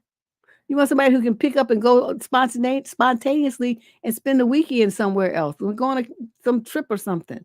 She can't do that because she's so focused on her mutt. So tell her that, she's not giving you the relationship that you want. So you're going to cut it short. Not a big deal. Just end it. And I'm with you on that dog hair shit. Oh my God, that drives me crazy. The people like this lady that I used to work with, man, she had a cat. One of them kind of long. I don't know the breeds, but it had like long hair. This thing looked like a fur ball. And it was like it had long hair, right? And she used to pick it up and pet it before she would come to work. Well, I'm viciously allergic to cats. I mean, like violently. Like I sat on the bus to a lady one time that she had cat hair on her clothes, and I started having an asthma attack. So I had to get up and change my seat because of it. So this woman would come to work, right? And she had this cat hair all over, this long cat hair all over herself. And she wanted to come to my desk and talk to me. I started sneezing, my eyes would itch and swell up and run and stuff. My nose would start running. I'm like, you have to stay away from me. Don't come to my desk, send me an email or call me on the phone or something because your cat hair is making me sick. And she just couldn't believe that I was that sensitive to it. And I said, yes, I mean, some people really are that sensitive to animal dander. I can't take it. Don't come to my desk with that stuff. Because then it would get on my clothes and I could bring it home. You know what I mean? So I just told, I don't want her to be anywhere near me. So it's the kind of thing like, I wouldn't be able to date anybody who has a dog or a cat, really. I can't for my own health. It's just the way that I ain't, it's unfortunate because I mean, I like pets, but their hair doesn't like me. So I'd have to leave that alone.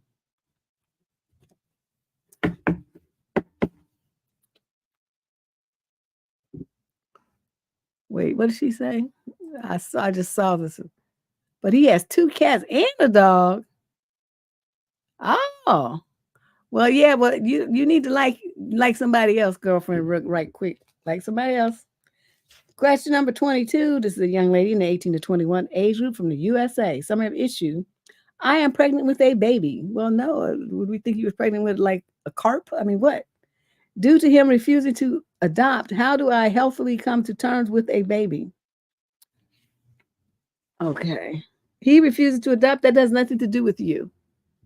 Okay. You can relinquish your parental rights and he can take the kid. Right? He wants the damn baby so bad. Let him take it. Let's see what you have to say. I'm very far along right now, 33 weeks to be exact. Oh, damn, you about never ready to pop. I found out I was pregnant when I was 6 months along. I'm 21 and the father's 25. I know I'm going to get this question. Well, how didn't you know? Well, I have an eating disorder and I was very used to irregular cycles due to that. I did put on weight, maybe 15 pounds, but my stomach never popped and I was severely underweight still. I thought the weight gain reflected my progress in my recovery. Other than weight gain and having no menstrual cycle, I had no reason to believe I was pregnant. I eventually found out that I was, but it was too late and I couldn't get a termination. So now I have to birth a baby and the father and I are not on the same page. I want to give this baby up for adoption. I'm young, unprepared, and broke, and I want to give the baby a much better life. But he said, I wish you had put where you were in the USA. But he said that there's no way in hell that his offspring is alive and he's not in their life. I've tried for so long to get him to see my point of view, but he's not budging.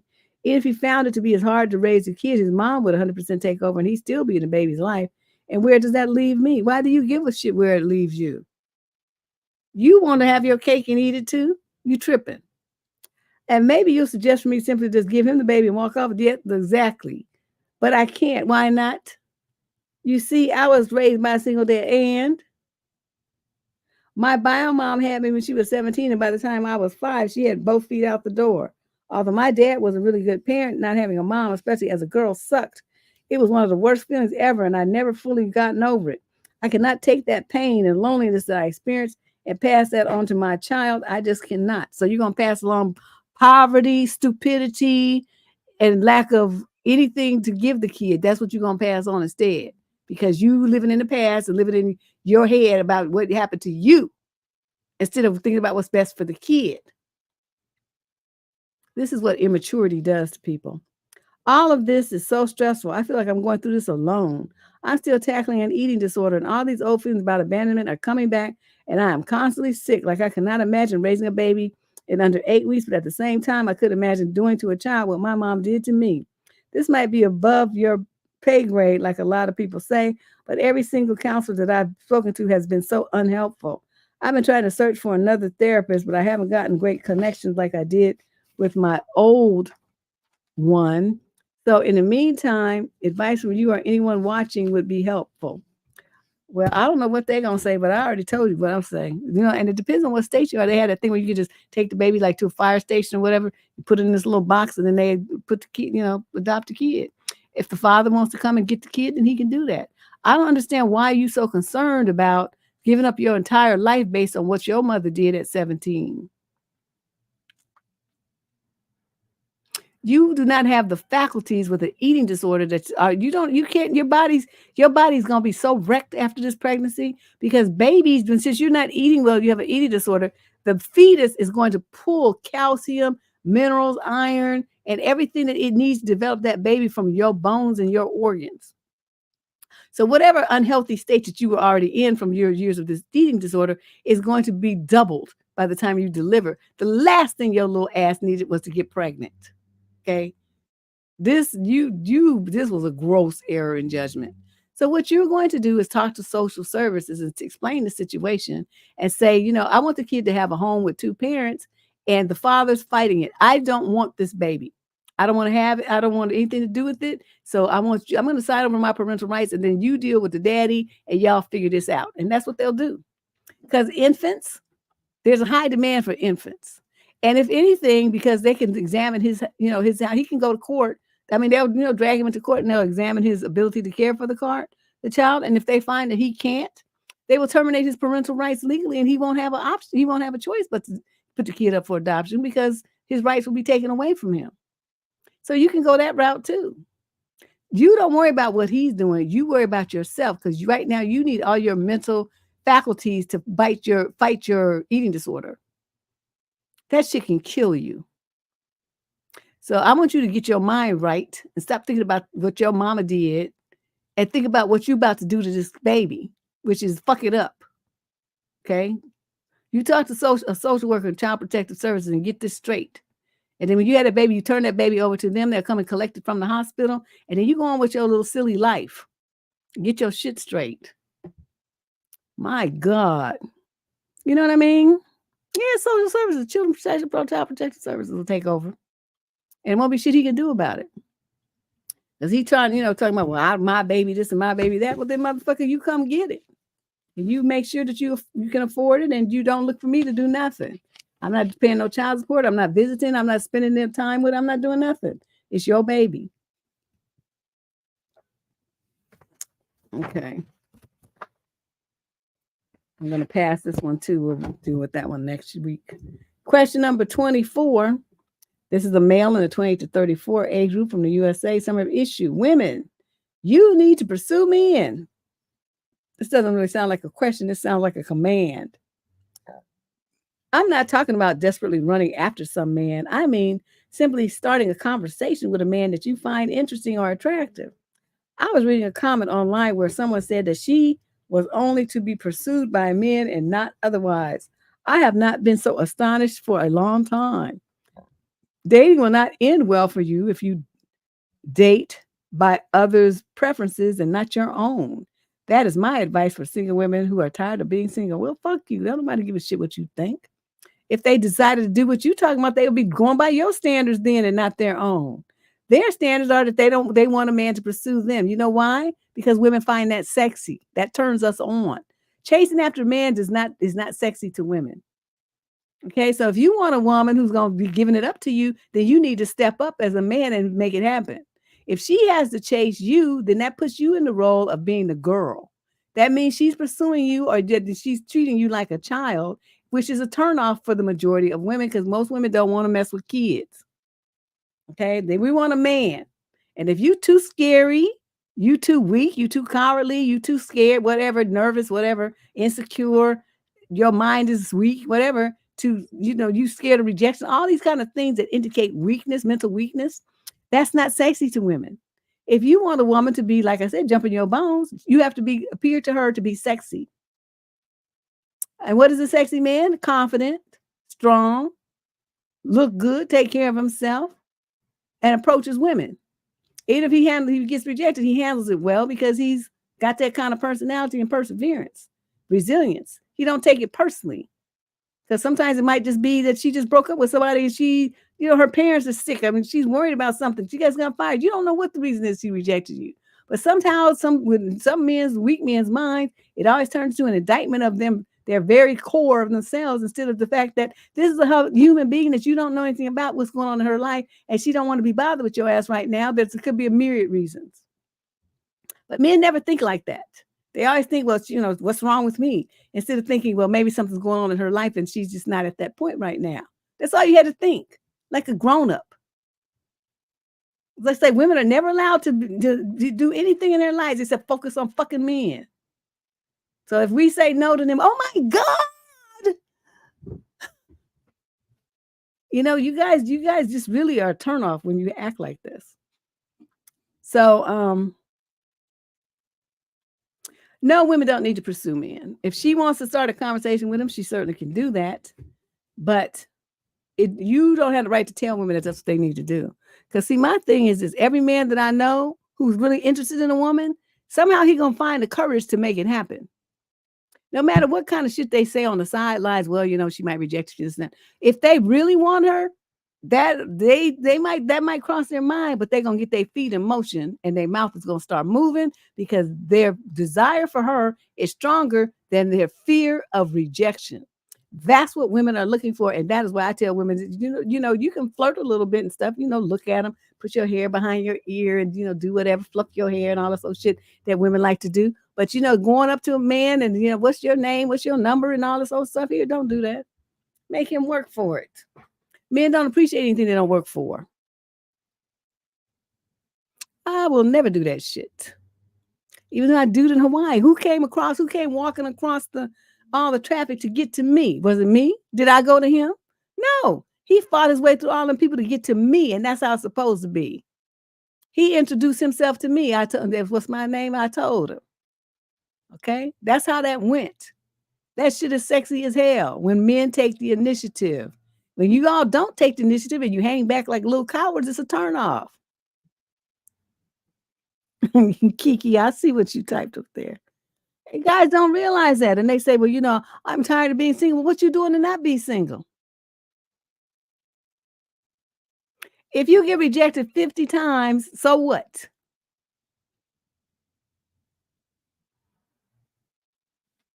Okay. Big whoop-de-doo. Did you die? What happened?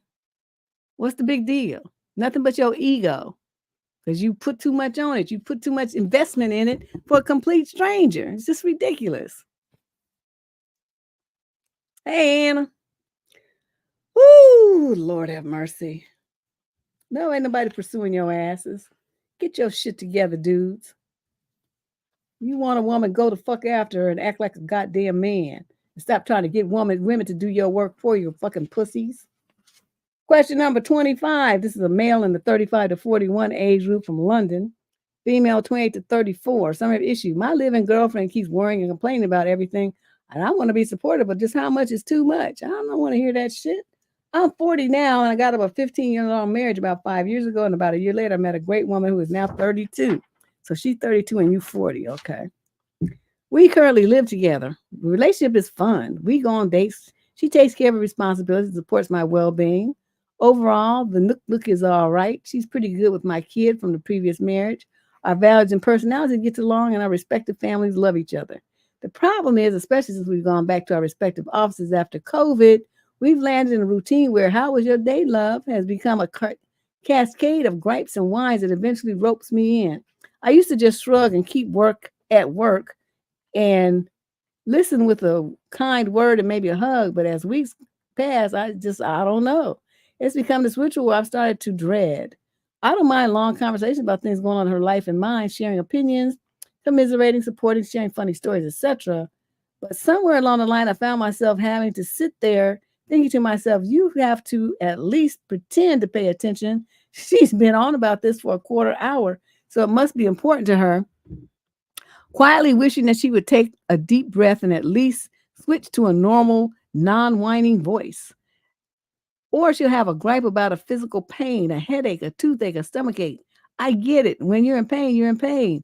I mean, it's hard to ignore. So I try to hug her and suggest that she make an appointment with a doctor or take some kind of over-the-counter medication, but then she doesn't make an appointment or take a medication.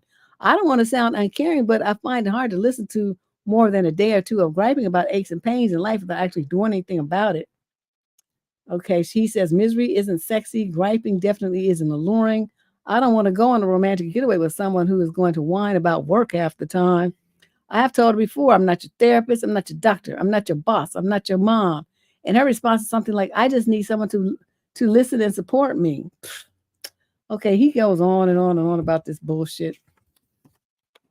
When does this end? Okay. Is there a way to let her know that her whining and worrying is becoming a threat to the relationship without deepening whatever anxiety spiral she might be in at any given time, or have her worried that the relationship is imminently at risk? Well, it is imminently at risk, it sounds like, because you're tired of hearing it. What I'm going to suggest is you get, one of those hourglass timers. This just came to me. Sometimes when I read these questions, like the answers come to me in the form of like a vision.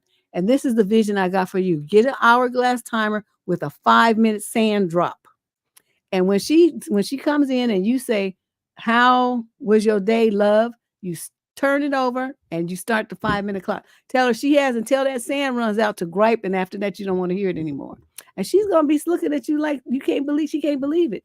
And then when that clock thing runs out, you stand up and you get up and you go do something else besides sit there and listen to her gripe and whine. That's what you're gonna do. She's not going to understand it, but you're going to say, look, this is how this is going to work. I can't stand listening to you talk like this for hours on end every day. It's getting on my nerves and it's making me, you can't do nothing about it. I mean, if it's that bad, if that job, change jobs. If you have aches and pains, take a pill for it. Go see a doctor. If you're not doing anything and you just want to bend my ear and work my nerves with this stuff every single day, and I'm tired of it. So you got 5 minutes. I'll give you that every day. And then once that 5 minutes is up, you got to talk about something else. So that's our new rule.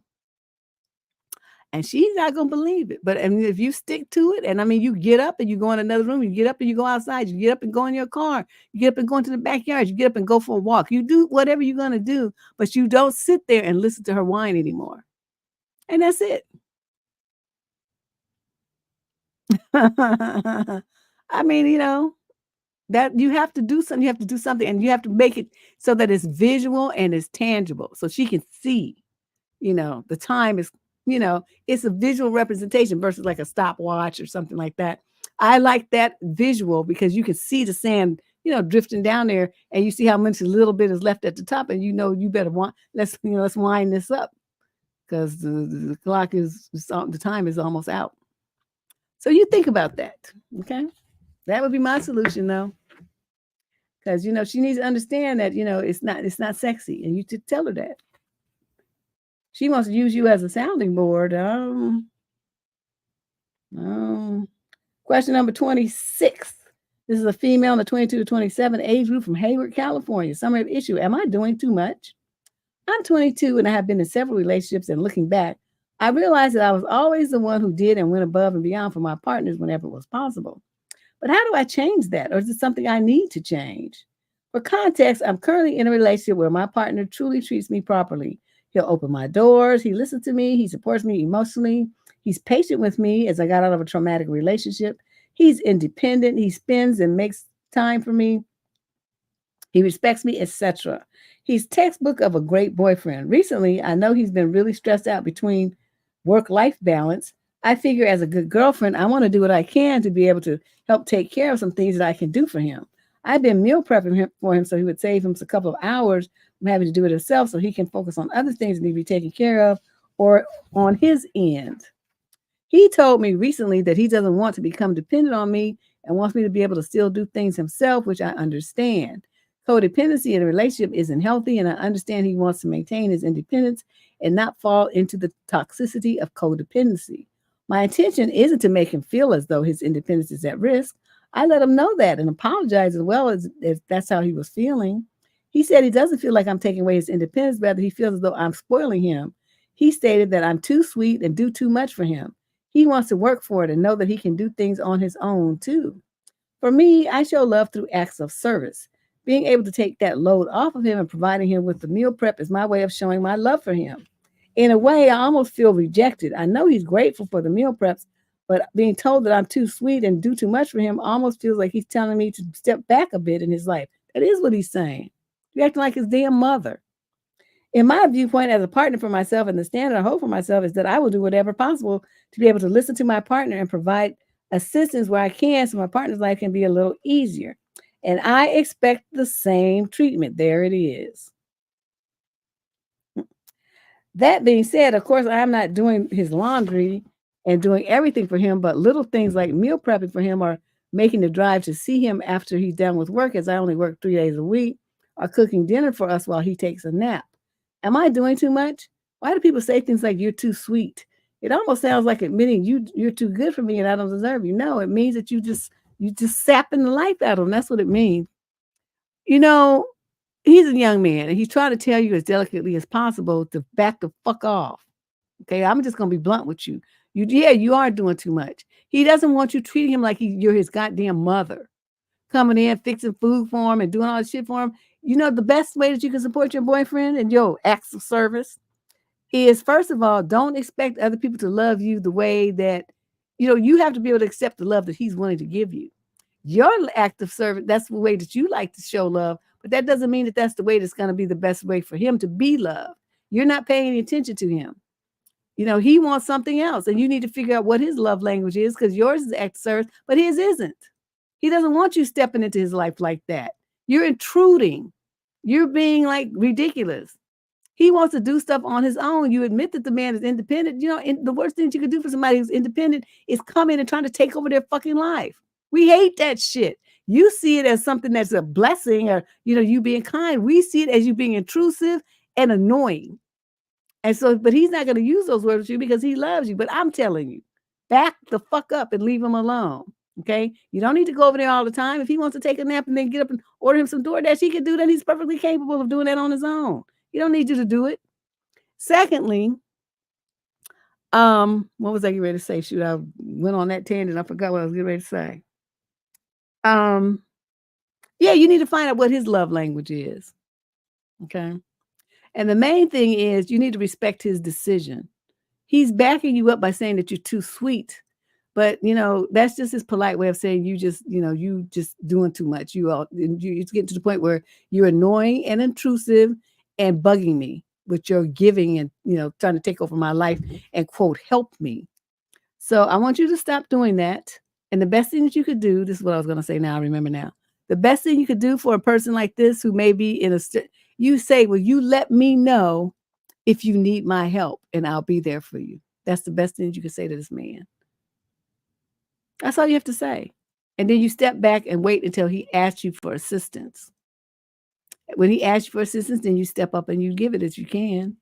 Until he asks you, you sit your ass down somewhere. Okay? That's the answer to your question. She's just doing too much. Okay, we got 45 minutes. Can I make it? Can I make it? Oh, my shoulder hurts.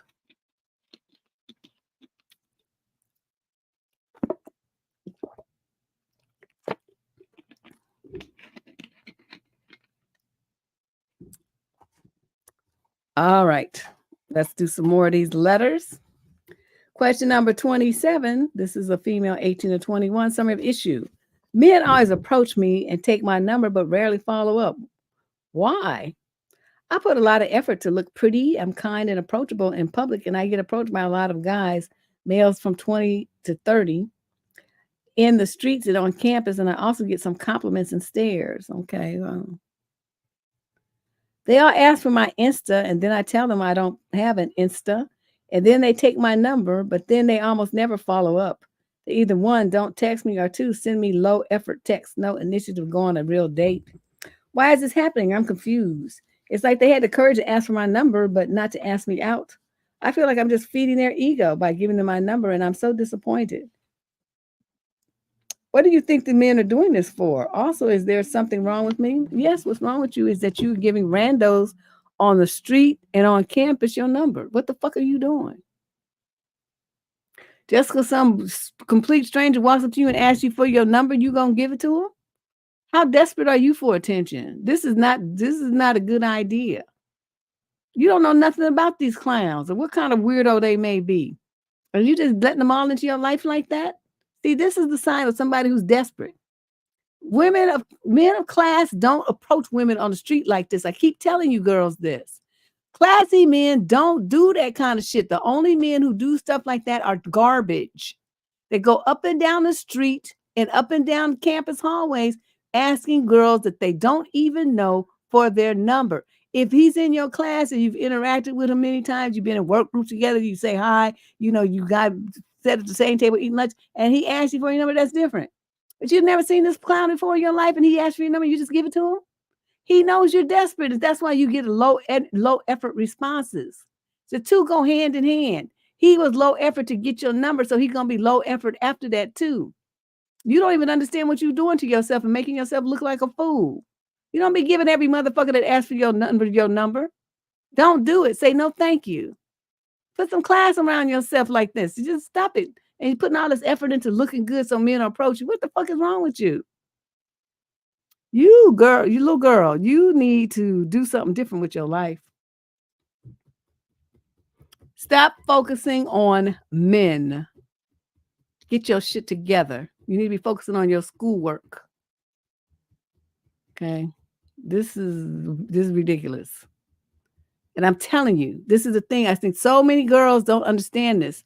You know, even like older women, like, you know, they meet some dude, like, you know, he's at the bus stop or, you know, they walking down the street or something. Some dude rolls up and starts hollering at them and they give him a number. Okay, then you'd be surprised when all he wants to do is tap it. What did you think he wanted to do? He don't know shit about you other than what you look like. It's the same thing on these swipey things. They don't know nothing about you other than what you look like. Because no, they're not going to read the profile that you so carefully crafted. They flick through and they look at your pictures. And if they like one that they see and they get a little tingle in the nether regions, then suddenly they like it. But it's not about you. They don't know anything about you. They're going by what you look like. And that's the same thing on the street. That's why I don't like them swipey things. It's just garbage. I don't understand it, the attraction for those things. But yeah, definitely on the street. You know, they're going to roll up on you. They're following you down the street, hollering at you. Hey, Miss Lady. Hey. Because they don't know your name. So you become hey and, you know, you and all this old stuff. Like, it's just disrespect. But y'all be dealing with it and you take it and you reward them for it by giving them access to you. That should be a no. No, thank you, or you ignore them altogether. Whew. Parents are just not teaching their daughters anything these days.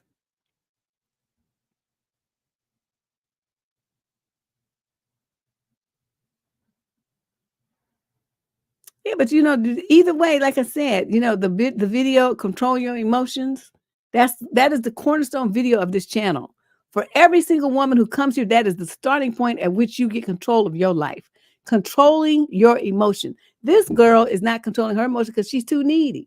She wants validation and recognition by complete strangers, and that's important to her to the point where she's writing a letter to an advice column to ask how she can, you know, why they don't call her to validate her some more. Okay. Controlling your emotions will keep you from getting into a stupid relationship. Controlling your emotions will keep you from giving men too much attention and time and investing too much in them when you just met them and you don't know shit about the dude. And you already like, you know, trying to figure out if you should have kids with him and how come all these different things that you guys be writing in about. These are things, young women, you have got to learn to control your emotions because they get you into trouble. When your emotions start running rampant, you lose focus, you lose your mentality, you lose logic and reason. Like I said earlier, goes out the window because your emotions are stirred up. You get yourselves in some drama. Let's move on. You know, this thing, I put a lot of effort to look pretty and approachable in public. I try to look like a complete bum because I don't want the motherfuckers trying to talk to me. Get away from me. Question number 28. This is a female, 22 to 27. Summary of issue. How do I approach my sister-in-law about the content my 13-year-old niece is posting? My niece has been posting / reposting extremely inappropriate content on TikTok for her age. Her mom is my sister-in-law and I love her, but we just aren't that close. I know her well enough to know that she wouldn't be okay with her daughter engaging in this kind of content, but I have no clue how to approach her on the subject. I talked to my husband and he agrees that we need to tell her, but they are siblings and I don't know, some siblings don't really want advice from their other siblings. He thought it would be best if I brought it up to her girl to girl because then she's more likely to listen to me. I just don't know how to or what to say. Any advice? So in the meantime, while you hesitating about her feelings and about your feelings, then the little girl is putting herself at risk of being caught up with a predator. While you adults sit around wringing your hands talking about, I don't know what to say. You stupid. You just a stupid bitch. Your husband's a coward and the sister-in-law is just obtuse.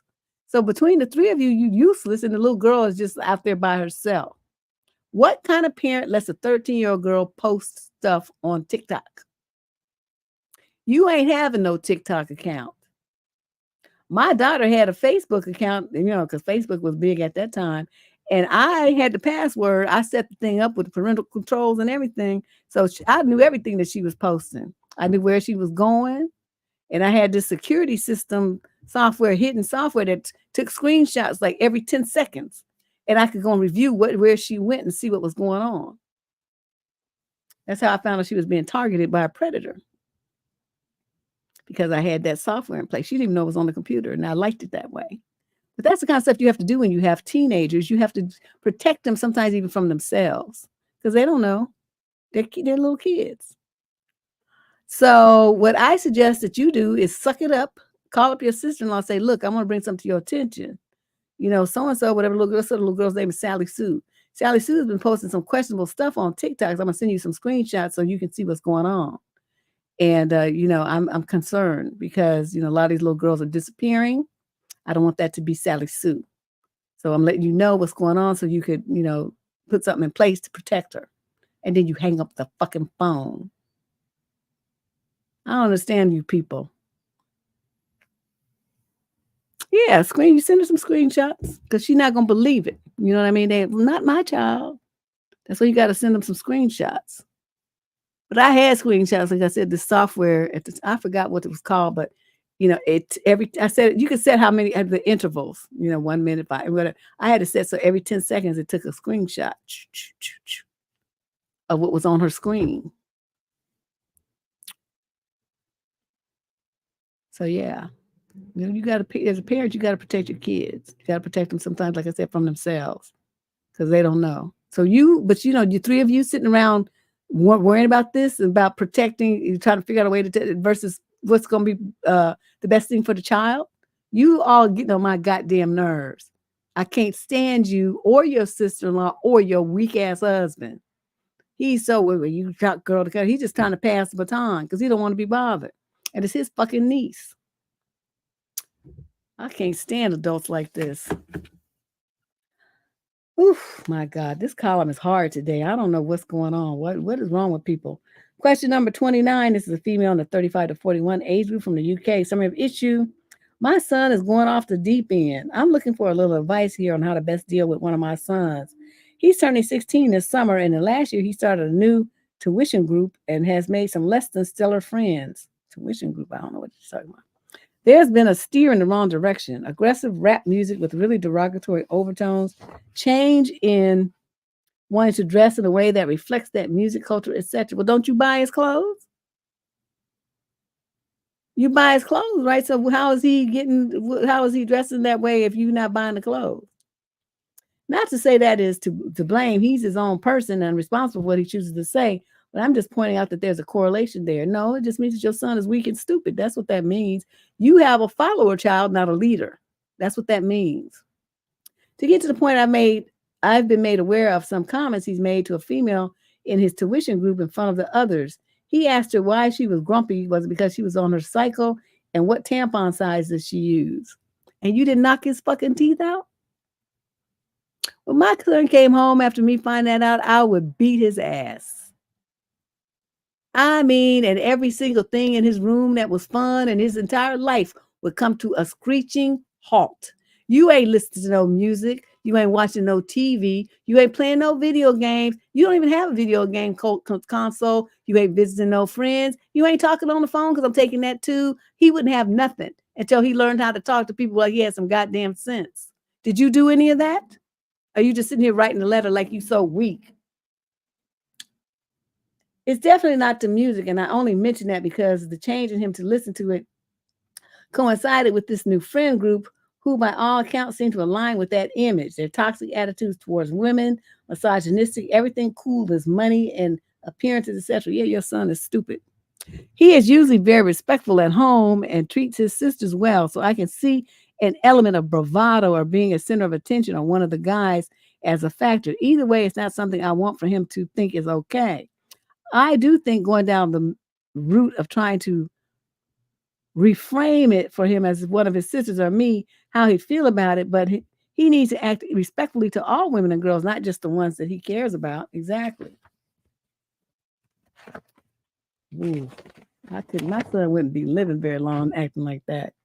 I am really disgusted and so upset that he's saying anything like this. He has 4 sisters. I haven't yet spoken to him. I found out about this morning. I'm really looking to get some practical advice on how to handle the situation. I absolutely make it clear that this kind of talk is totally out of line and utterly toxic. But if you have some suggestions on how to have a meaningful impact on changing his attitude towards women in general so that he has more respect in this, that would be great. Okay, he got into a new tuition group. I don't know what a tuition group is, but you can't change him to a different one? Let's start there. Does anybody know what is a tuition group? Well, I don't know what that means. That's some UK talk. But I tell you what, if this were my son, this is what he would do. When he would come into the house, I would grab him by the throat and I would throw him on the ground. And then I would say, you little motherfucker, let me tell you what I found out about you and how this shit is going to go here. Number one, I'm taking every single thing that you have that's fun. This is your punch. You're not going to have do nothing but to study and think about the choices that you make in life. Number two, you says that to that girl, I'm gonna drag your ass to the tuition group or whatever the hell it is, and you're gonna apologize in front of her and in front of the whole classroom or the whole group or whatever. Because one thing I did not do is raise somebody. You got 4 sisters and you're gonna be talking to some other girl like that? No, motherfucker, you not. Number 3, if I ever hear about you doing anything like this again, I'm going to ship your ass off to the nearest military school, and that's where you're going to stay until you're 18 years old, and you can get out on your own, and you're going to live on your own. You're not coming back here. Do I make myself clear? This little shit you're trying to do here, this it's called today. This all comes to halt today. I don't know what you're trying to do, or what you trying to let somebody else influence your ass for? Because this life is about making smart choices. And right now you making some dumb, stupid ass backwards decisions about how to behave and treat other people. And I'm not having it. I'm not gonna have it. I'm not gonna support somebody, feed and clothe you and educate you. And you think this is how you're gonna treat other women. The fuck it is. I'm a woman too, and I'm not having you treat other women like this. You get your ass up in your room and start packing up all that shit because this shit is getting sold. And you're not going to have it till you can get a job and buy it yourself. That's your punishment, little motherfucker. And then see how he like that. I would just rain like hellfire on his ass because you being too nice. Admittedly, you said you found out this morning, but the fact that you're sitting there fretting about it and trying to ask me what you should say, this should be a non-con. You should have gotten your car and drove to wherever his group is and dragged his little ass out. That's what I would have done. I would not have no son treating other women like this and embarrassing me like that. Even my daughter, I said, the number one rule in life, I didn't have much rules for her. You do what you want to do pretty much, but you're going to do all your schoolwork. And number 2, you're not going to have a school calling me. And then when we go in public, you're not going to embarrass me. Those are 3 rules.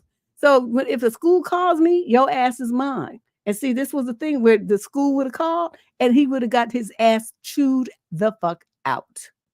So you think about what I just said, because you're a woman raising a son. You cannot go soft on him. You need to rain hell on his little ass, because if you don't do it, the police and other men will. They're not going to have this kind of stuff. And your son, you got to teach your son, which you should have done years ago, that you don't follow behind other people. If everybody else does some stupid, dumb shit, you're going to do it too, just because you want them to recognize you as one of the gang. That's how stupid ass boys end up in prison, because they're hanging out with the idiots who do dumb shit, and then they do dumb shit too. You have enough sense. Show them that movie. What's that movie with Boys in the Hood, where what's his name got out the car because they was going to do some fuck shit, and he got out the car and went home? That's what your son needs to understand. That was a smart decision. He let himself get caught up in their stuff for a minute, but then he came to his senses. So he was the only one who made it out alive. All the rest of them ended up dead. Watch that, Boys in the Hood. It's a great movie. It's a good example of a boy who, with his father in his ear, made a smart decision. Okay, that's what your son needs to see an example of. How you make smart decisions for yourself and save yourself from some trouble. I don't know. She didn't say anything about the father, but see, that's what I'm saying. It doesn't even matter though, because where the father is, because I mean, the father could have been there and been dead or something. We don't really know, and she didn't mention, so I'm not going to be trying to shift any blame to the father. What I'm talking about, what the mother is supposed to do. She's a woman, and her son is talking of two other women and about other women with the utmost disrespect. I'm telling you, I would be an ass-kicking machine on that boy. He would just wish he had never said that. I'm telling you that. That is just that we know. We're not doing that. Not in this house. But yeah, he wouldn't have nothing. He wouldn't have no phone. He wouldn't have no Jordans. He wouldn't have no sagging nothing. I'm gonna go get him some shit from JCPenney that comes all the way up to his rib cage. That's what you gonna have. Trying to dress like a fuck boy. Yeah, you gonna do that when you get a job and buy your own clothes. I'm buying you some kids and you're gonna be dressing like you from 1950 with them real high-waisted jeans. Little fucker. Question number 30. This is a female in the 22 to 27 age group from Los Angeles. Summary issue. My boyfriend of 1 year jokingly, she put that in quotes, jokingly, told me that he wants to be a fuck boy. Did I overreact by blocking him? You blocked, dude? Oh, wait a minute. This sounds juicy. I'm 23 and my boyfriend is 25 and we met on a dating app. Well, there you go. We've been together for over a year. We live around 2 hours away from each other, which is very common in the Southern California. You also don't think that that's, a big deal. Because you get on those freeways, it's not that far in miles, but it takes a lot of time to get to each other. And we usually hang out about once or twice a month. It's been tough lately because he's always too tired to travel, expects me to be the one making all the effort to see him. But in the past, he suggested a one-way open relationship since he feels I don't fulfill his nook needs due to the distance. But he changed his mind and said that I would allow him to sleep with other women. It would make me look like a loser, and he wouldn't want to date a loser. Yesterday, he jokingly told me that he wants to be a fuckboy, and if I truly loved him, I would help him. I would help him F bitches. He also said, quote, I want someone who loves me and I love, but I'm a man. It's literally my masculine instinct to fuck 1,000 bitches. You don't appreciate the fact that I sacrifice a core masculine tenet to be your lover. He told me that he was just teasing me. Whether it was a joke or not, I felt so disgusted by it that I instantly blocked him. He hasn't tried to contact me. Did I overreact? And my two sisters, nope, you did exactly what you should have done. You had a good boundary. And you did it. I mean, although you should have done it earlier, because you should have done it when he suggested that one-way open relationship. That was the day that you should have blocked him, then all this other stuff wouldn't happen. But you did ultimately wake up and smell the sour milk, and so you blocked him, and so now, yeah, that's what you should have done. That's what he was trying to get you to do. He wanted you to respect yourself. And luckily, you were not one of these silly young girls, and you respected yourself enough to just not even say goodbye, just like block and end all of this nonsense. Good job. Good job. How am I on time? Because I'm trying to make sure I don't run 1 second over. Because a sister is tired. Okay, here we go. I think we'll be able to make do with this. Yeah, what is this about you like kids? You might like kids, but teenagers don't like kids. They want, brand name stuff. Everybody wants some whatever's, Jordans and whatnot. I don't know what's popular these days. In my day, it was Air Force Ones. But, now they have fancy stuff. These shoes cost $300. I'm like, I wish I would pay that much for some tennis shoes. I bought some from Europe that was like 150 though, but I'm an adult and I've had those for years and they still look brand new. But I'm not buying no Jordans or nothing. Okay, here we go. Question number 31. Young lady 22 to 27 from Florida. Summary of issue. My new boyfriend is moving way faster than I am. How do I bring this up to him? So I started talking to this guy. He's 24 and I'm 25. Oh, so you're a little older. In early February. We met up in mid-February. We were clearly into each other. And when he asked me to be his girlfriend, I was surprised, but I agreed because I do like him. I was generally thinking the same thing. I don't want to see anyone else. I can generally see myself long term with this man. Okay, so as soon as he met you, he asked you to be his girlfriend. That's about some ass. You do realize that, right? But he's moving a lot faster than I am. He tells me how he misses me. He wants to see me, how beautiful and amazing he thinks I am, etc. It all feels nice, but I can tell I'm not there with him. And I don't expect myself to be this early on. I know for a lot of men, they know early on how serious they want to be with a woman. But I need a little more time to let those emotions grow. Every time I've been head over heels for someone early on, it's never genuine. It's always just been lust or trying to win their affection because they don't actually like me. He's visiting his family right now, and he cut the visit short by a day just to try to see me quicker. I told him that day he comes back, I'll be busy with work. And I said he wishes he said he wishes I didn't have to work that day, but that he understands I'm busy. We spent 2 days together and it was nice, but I can tell for him, he's much more invested. I don't want to end the relationship, but I don't know if I can get him to slow down. It's starting to feel a little claustrophobic. I have told him that I typically take me a long time to feel solid in my feelings, and he seemed to understand, but I don't know that he understood what that looks like. I'm planning on talking to him about this when he gets back, but any advice for things to say or ask? I'm honestly worried if he's unable to slow down and bring himself back to earth, that it'll kill a very new relationship. Well, then it need to be killed. What you want from me? If he's not giving you the relationship which you want, which is something calm and slow and peaceful, then you have no option but to break up with him. So I don't know what you want, the part. I mean, it all sounds like a lot. I mean, he wants to just tell you all this stuff and all. I mean, I don't want to hear all that. It just sounds to me like when they be talking like that they're trying to convince themselves, because they say it too much. I don't want to hear that over and over and over and over and over. One time is plenty. I didn't forget. I don't need to say it again and again. I have a good memory. So, the part where, when he says he wanted to be your girlfriend, he wanted you to be his girlfriend and you just met him. That's where you fucked up. Because you were like, I was thinking the same. That's where you should have put the brakes on and slowed things down. Once you committed to be his girlfriend, we'll see all bets are off. You did stuff backwards. That was the point you said, all this stuff you're talking about, well, I want to be slower and go slower and think about it. It takes me a while to, get. That's when you should have said all of that and told him that I'm not ready for anything like that yet. We're just going to date, around and see how this goes. That's when you should have said that, but you didn't.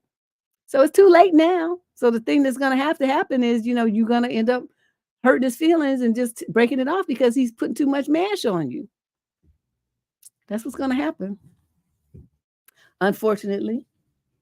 Shay is still hanging, girl. Shay hanging in there for this long ass thing. Okay, question number 32. This is a male in the 22 to 27 age group from Charleston, South Carolina. Summary of issue. I just got dumped by this girl I dated for a month. Okay, we only dated her for a month. What's the big whoop-de-doo? I just got dumped 2 days ago out of the blue by the girl I was seeing for almost a month. Everything was great. We had great chemistry, multiple dates. She came to my place. I did go to hers too. Texting every day for hours. We clearly stated that we wanted to commit for something. I was so happy. And then boom, she just texted me that, by the way, I don't feel like pursuing this anymore without any reason. I tried to understand, and she just said that it was how she felt and she couldn't understand herself. I tried to ask her today what was on her mind, and it feels like I'm just talking to a different person on how long she takes to respond. I feel absolutely gutted and a bit dumb because it's been only a month, and I allowed myself to get really attached, and now I feel so sad. Do any of you ladies have any tips on how to move on quickly? Also, I don't really know if it's healthy to go back into the dating thing directly afterward. We are both 23, in case you want to know. Well, something happened, and most likely she met somebody else that she likes better than you. That's most likely what happened. And so she moved on. She step, boop, and moved on. Because, that's how it is when you just date somebody. Dude, it was only a month. I mean, I'm sorry that you got so overly invested, but, that's, you can't do that when you just meet somebody. I mean, it's fine to like the person and, to be excited about possibilities and all that kind of stuff, but you can't get that invested in somebody that you've only known for 3 weeks to the point where, you feel all sad because they're not talking to you anymore. You was doing too much, my brother. Okay. That's what happened. Yeah, just give yourself a couple of weeks to, catch a deep breath, reflect on what, the things that you did that you probably shouldn't have done, so early in the game, and let yourself just go buck wild emotionally, and then get back out there. And then the next time, pace yourself better. The girl will appreciate you pacing yourself better too. Because, you could have been like the dude, like the guy that the girl in the previous letter, where he's moving so fast. I mean, maybe that was you. And it was, she's feeling pressured, and so she's got to dip out now because it's just too much for her. It could be that, but it sounds more like she met somebody else, which is, typical of somebody who's only dated you for a couple of weeks. So it's not like y'all had this major commitment. Okay, so slow down. Question number 33.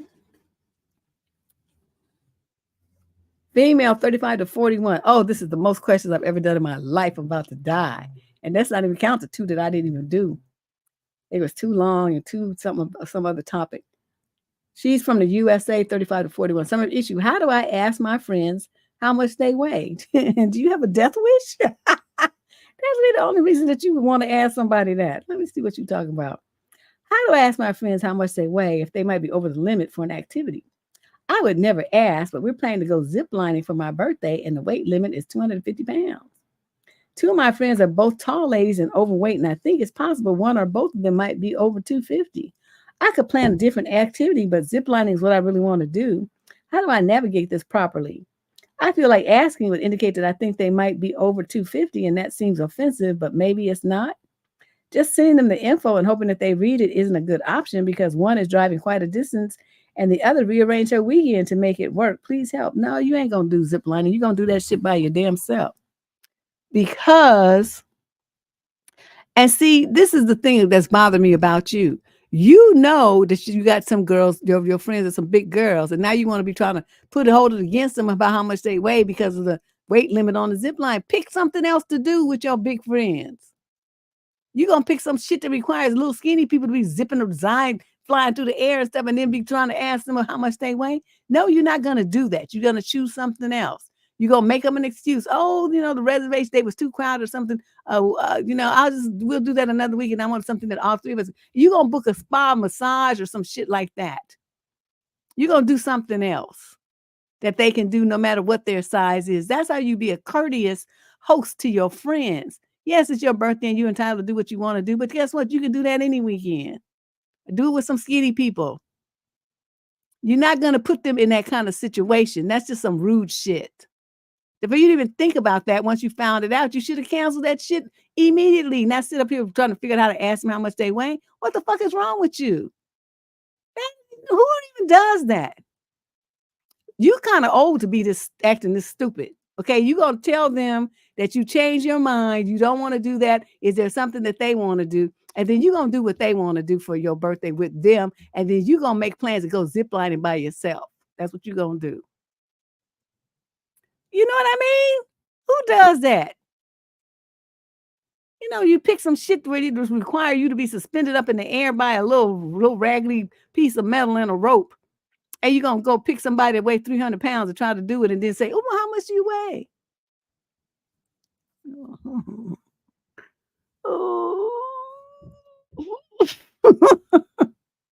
I don't even know what to say. I don't even know what to say. Just like, so, it makes you just wonder, what do people be thinking? What do people be thinking? Is it me?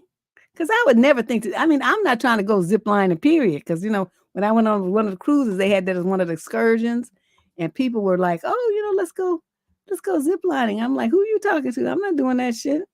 Flying through the air by a little string, that is not my idea of a good time. I'm not trying to do that. Let me see. What did I do here? I done messed up something. Hold on a second.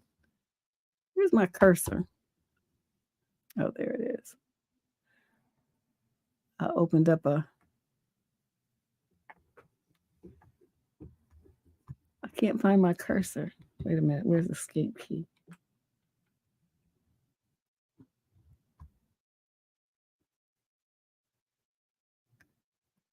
Oh.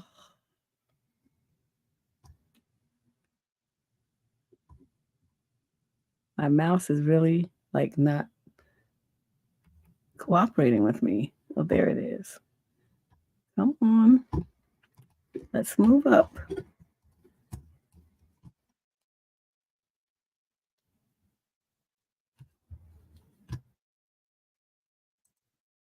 Okay, there we go. I had some bunch of weird windows open. I had to figure out how to close it. All right, that was a bizarre question. Okay, question 34. This is a female, 22 to 27 from Memphis. Summer issue: men choosing to date because they want a girlfriend and not really interested in the girl herself. I felt this before, but lately I've been going out with men and it feels clear to me that they're interested, but it also feels like they're not actually interested in me or who I am. They're just looking for an amiable girlfriend that they can get along with. Auntie Deb, is this really the case for most men? Yep. Because let me tell you, I done told y'all what girlfriend means. It's just free booty. That's all a girlfriend is. So you like try to put something on it to make it sound like all special and unique and wonderful and shit. It's nothing. A girlfriend is basically just a convenience, right? There's nothing to worry about. Nothing to be focused on. It's not a title to try to achieve.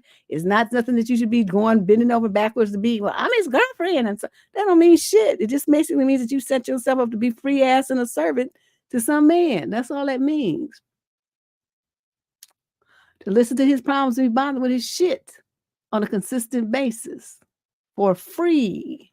That's what that means, being a girlfriend. Do I recommend being a girlfriend? Absolutely not. Especially when you're young. I wouldn't try to be nobody's girlfriend. I just went around and did what I wanted to do with who I wanted to do it with. Just think, if I had been somebody's girlfriend, would I have had my fun in Hawaii that I had for a week? Nope. Because I would have been like, oh, I can't talk to you because, my boyfriend. A lot of times girls do because they see their other friends have a boyfriend and they just don't want to feel left out. But when you really think about what is a girlfriend, what benefits does it bring to a woman? Seriously, because judging by these letters, getting these boyfriends, that don't mean shit. It just brings a bunch of headaches and drama, stress and strife. They don't be acting right. So what's the point of having one? Just go get somebody else. Stick around with him, and then when he gets boring, go find somebody else. It's no big deal. But you try to make a commitment and all this kind of stuff. If he's not doing it for you, just leave him alone and move on to the next one. It's you in your early 20s. What are you doing, limiting yourself like that? This is your time to be exploring the world. You should be out and about doing everything that you want to do. So by the time you do decide to settle down, you would have made a choice. You don't just settle. You have, you've met enough men, you've traveled enough places in the world to see the different kinds of cultures and eating different kind of food and, live different lifestyle, so that when you make a choice in a partner, it is truly the best choice for you because you have enough experience to make a choice. It's not that you just settled for the first thing that came along and gave you some attention. And then you tried to make it work, quote, make it work. There's a difference. Right? I don't know what they be after, girl, but the dudes want a quote girlfriend. Basically, what they're looking for is somebody to give them consistent free ass. That's what that means. So her letter, she's trying to put something on it. Well, they're not interested in me as a person. Rarely are they interested in you as a person at that age. Let's just be honest. You girls don't get it. That's why they be on so happy and hot on these swipey things. They not tripping on you like that. They looking for the girl that makes them excited below the waist. And then that's when they like you, and then that's when they reach out. So you thinking it means something that is special and unique, and that they want to have some kind of emotional connection to you. No, you made them get a little tingle in their underwear, and so there you go. That's why they picked you. That's it, and that's all. It's not rocket science. I know I just busted a whole bunch of people's bubble, but what about love? You ain't gonna find that on the Swaby thing. Sorry. All right, let's move on to, I think this is the last question. Oops, the last question of the day. Question number 35. Ooh. This is a young man in the 22 to 27 age group. Summary of issue: first date, but no spark, in quotes. Hey, Deb, I need a translation to woman speak. So I asked this girl on a date recently. I felt super confident. She said yes with no hesitation and instantly smirked. I've hung out with her before the date, and it was nonstop conversation. We went on a date. I thought all went extremely well. We even held hands and kissed at the end of the night. I was nervous, but so was she. She was playing with her hair the entire time, so I called her out for it because I thought it would be a good way to flirt with her, and it was because she started to blush. Throughout the date, she said she was interested in me since a while ago. She's also invited me out with her friends, which was a huge step, especially asking while the date is happening. So I saw green flags everywhere. Fast forwarding the date in, she says, hey, I had a great time and appreciated everything. Proceeding, then she said that she took the time to think about it and said that we should remain as friends, but she has never been in a relationship before, by the way, just dates. I then responded with, yeah, of course, that's fine. Asked if she could know the reason if she didn't mind. She said she enjoyed my company, but there wasn't really a spark. Please help me understand this. That night went incredibly well for a first date. This throws me off so much because I can't come to a conclusion on how this makes any sense. It makes perfect sense for someone who's never been in a relationship and only gone on dates, and she's, in this, well, you don't say how, but you all in the 22 to 27 age group. She is most likely a V and afraid. And this is this is a common thing. So by having a relationship, she knows the next thing is the expectation is going to be of physical intimacy, and she doesn't want that. So she puts the brakes on at friendship. So that's what you need to understand. She's not ready. She's not ready for anything more. And this spark thing, she's looking for something that's going to ignite a passionate feeling in her where she feels carried away so that she's not thinking about her Venus. She just, feels like it's going to be, it's a natural thing, and it's going to push her past her point of hesitation because of the desire for this man. That's what she's looking for, like a fairy story. And, you just a regular nice dude that she probably could have a good relationship with, but she's going to get caught up with a player. That's what's going to happen. Somebody who knows how to read women like her, and he's going to mash all the right buttons. He's going to tap it, and then he's going to boop, deuce out. And I mean, it's going to be cruel because that's going to hurt her, but at least she'll be over this hurdle. And that's what it is. Right, y'all? That's what I'm getting instantly is that's the hold up here.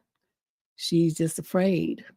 And she thinks the spark is going to make her just want to just throw caution to the wind and be like in the movies where clothes fly off and she doesn't think about anything. And it's just magical and passionate and out of control and all this kind of stuff happens. And then she doesn't have to regulate herself. She can get carried away. That's what she's looking for, sir. So don't take it too personally. It doesn't really have anything to do with her. With you, it is her.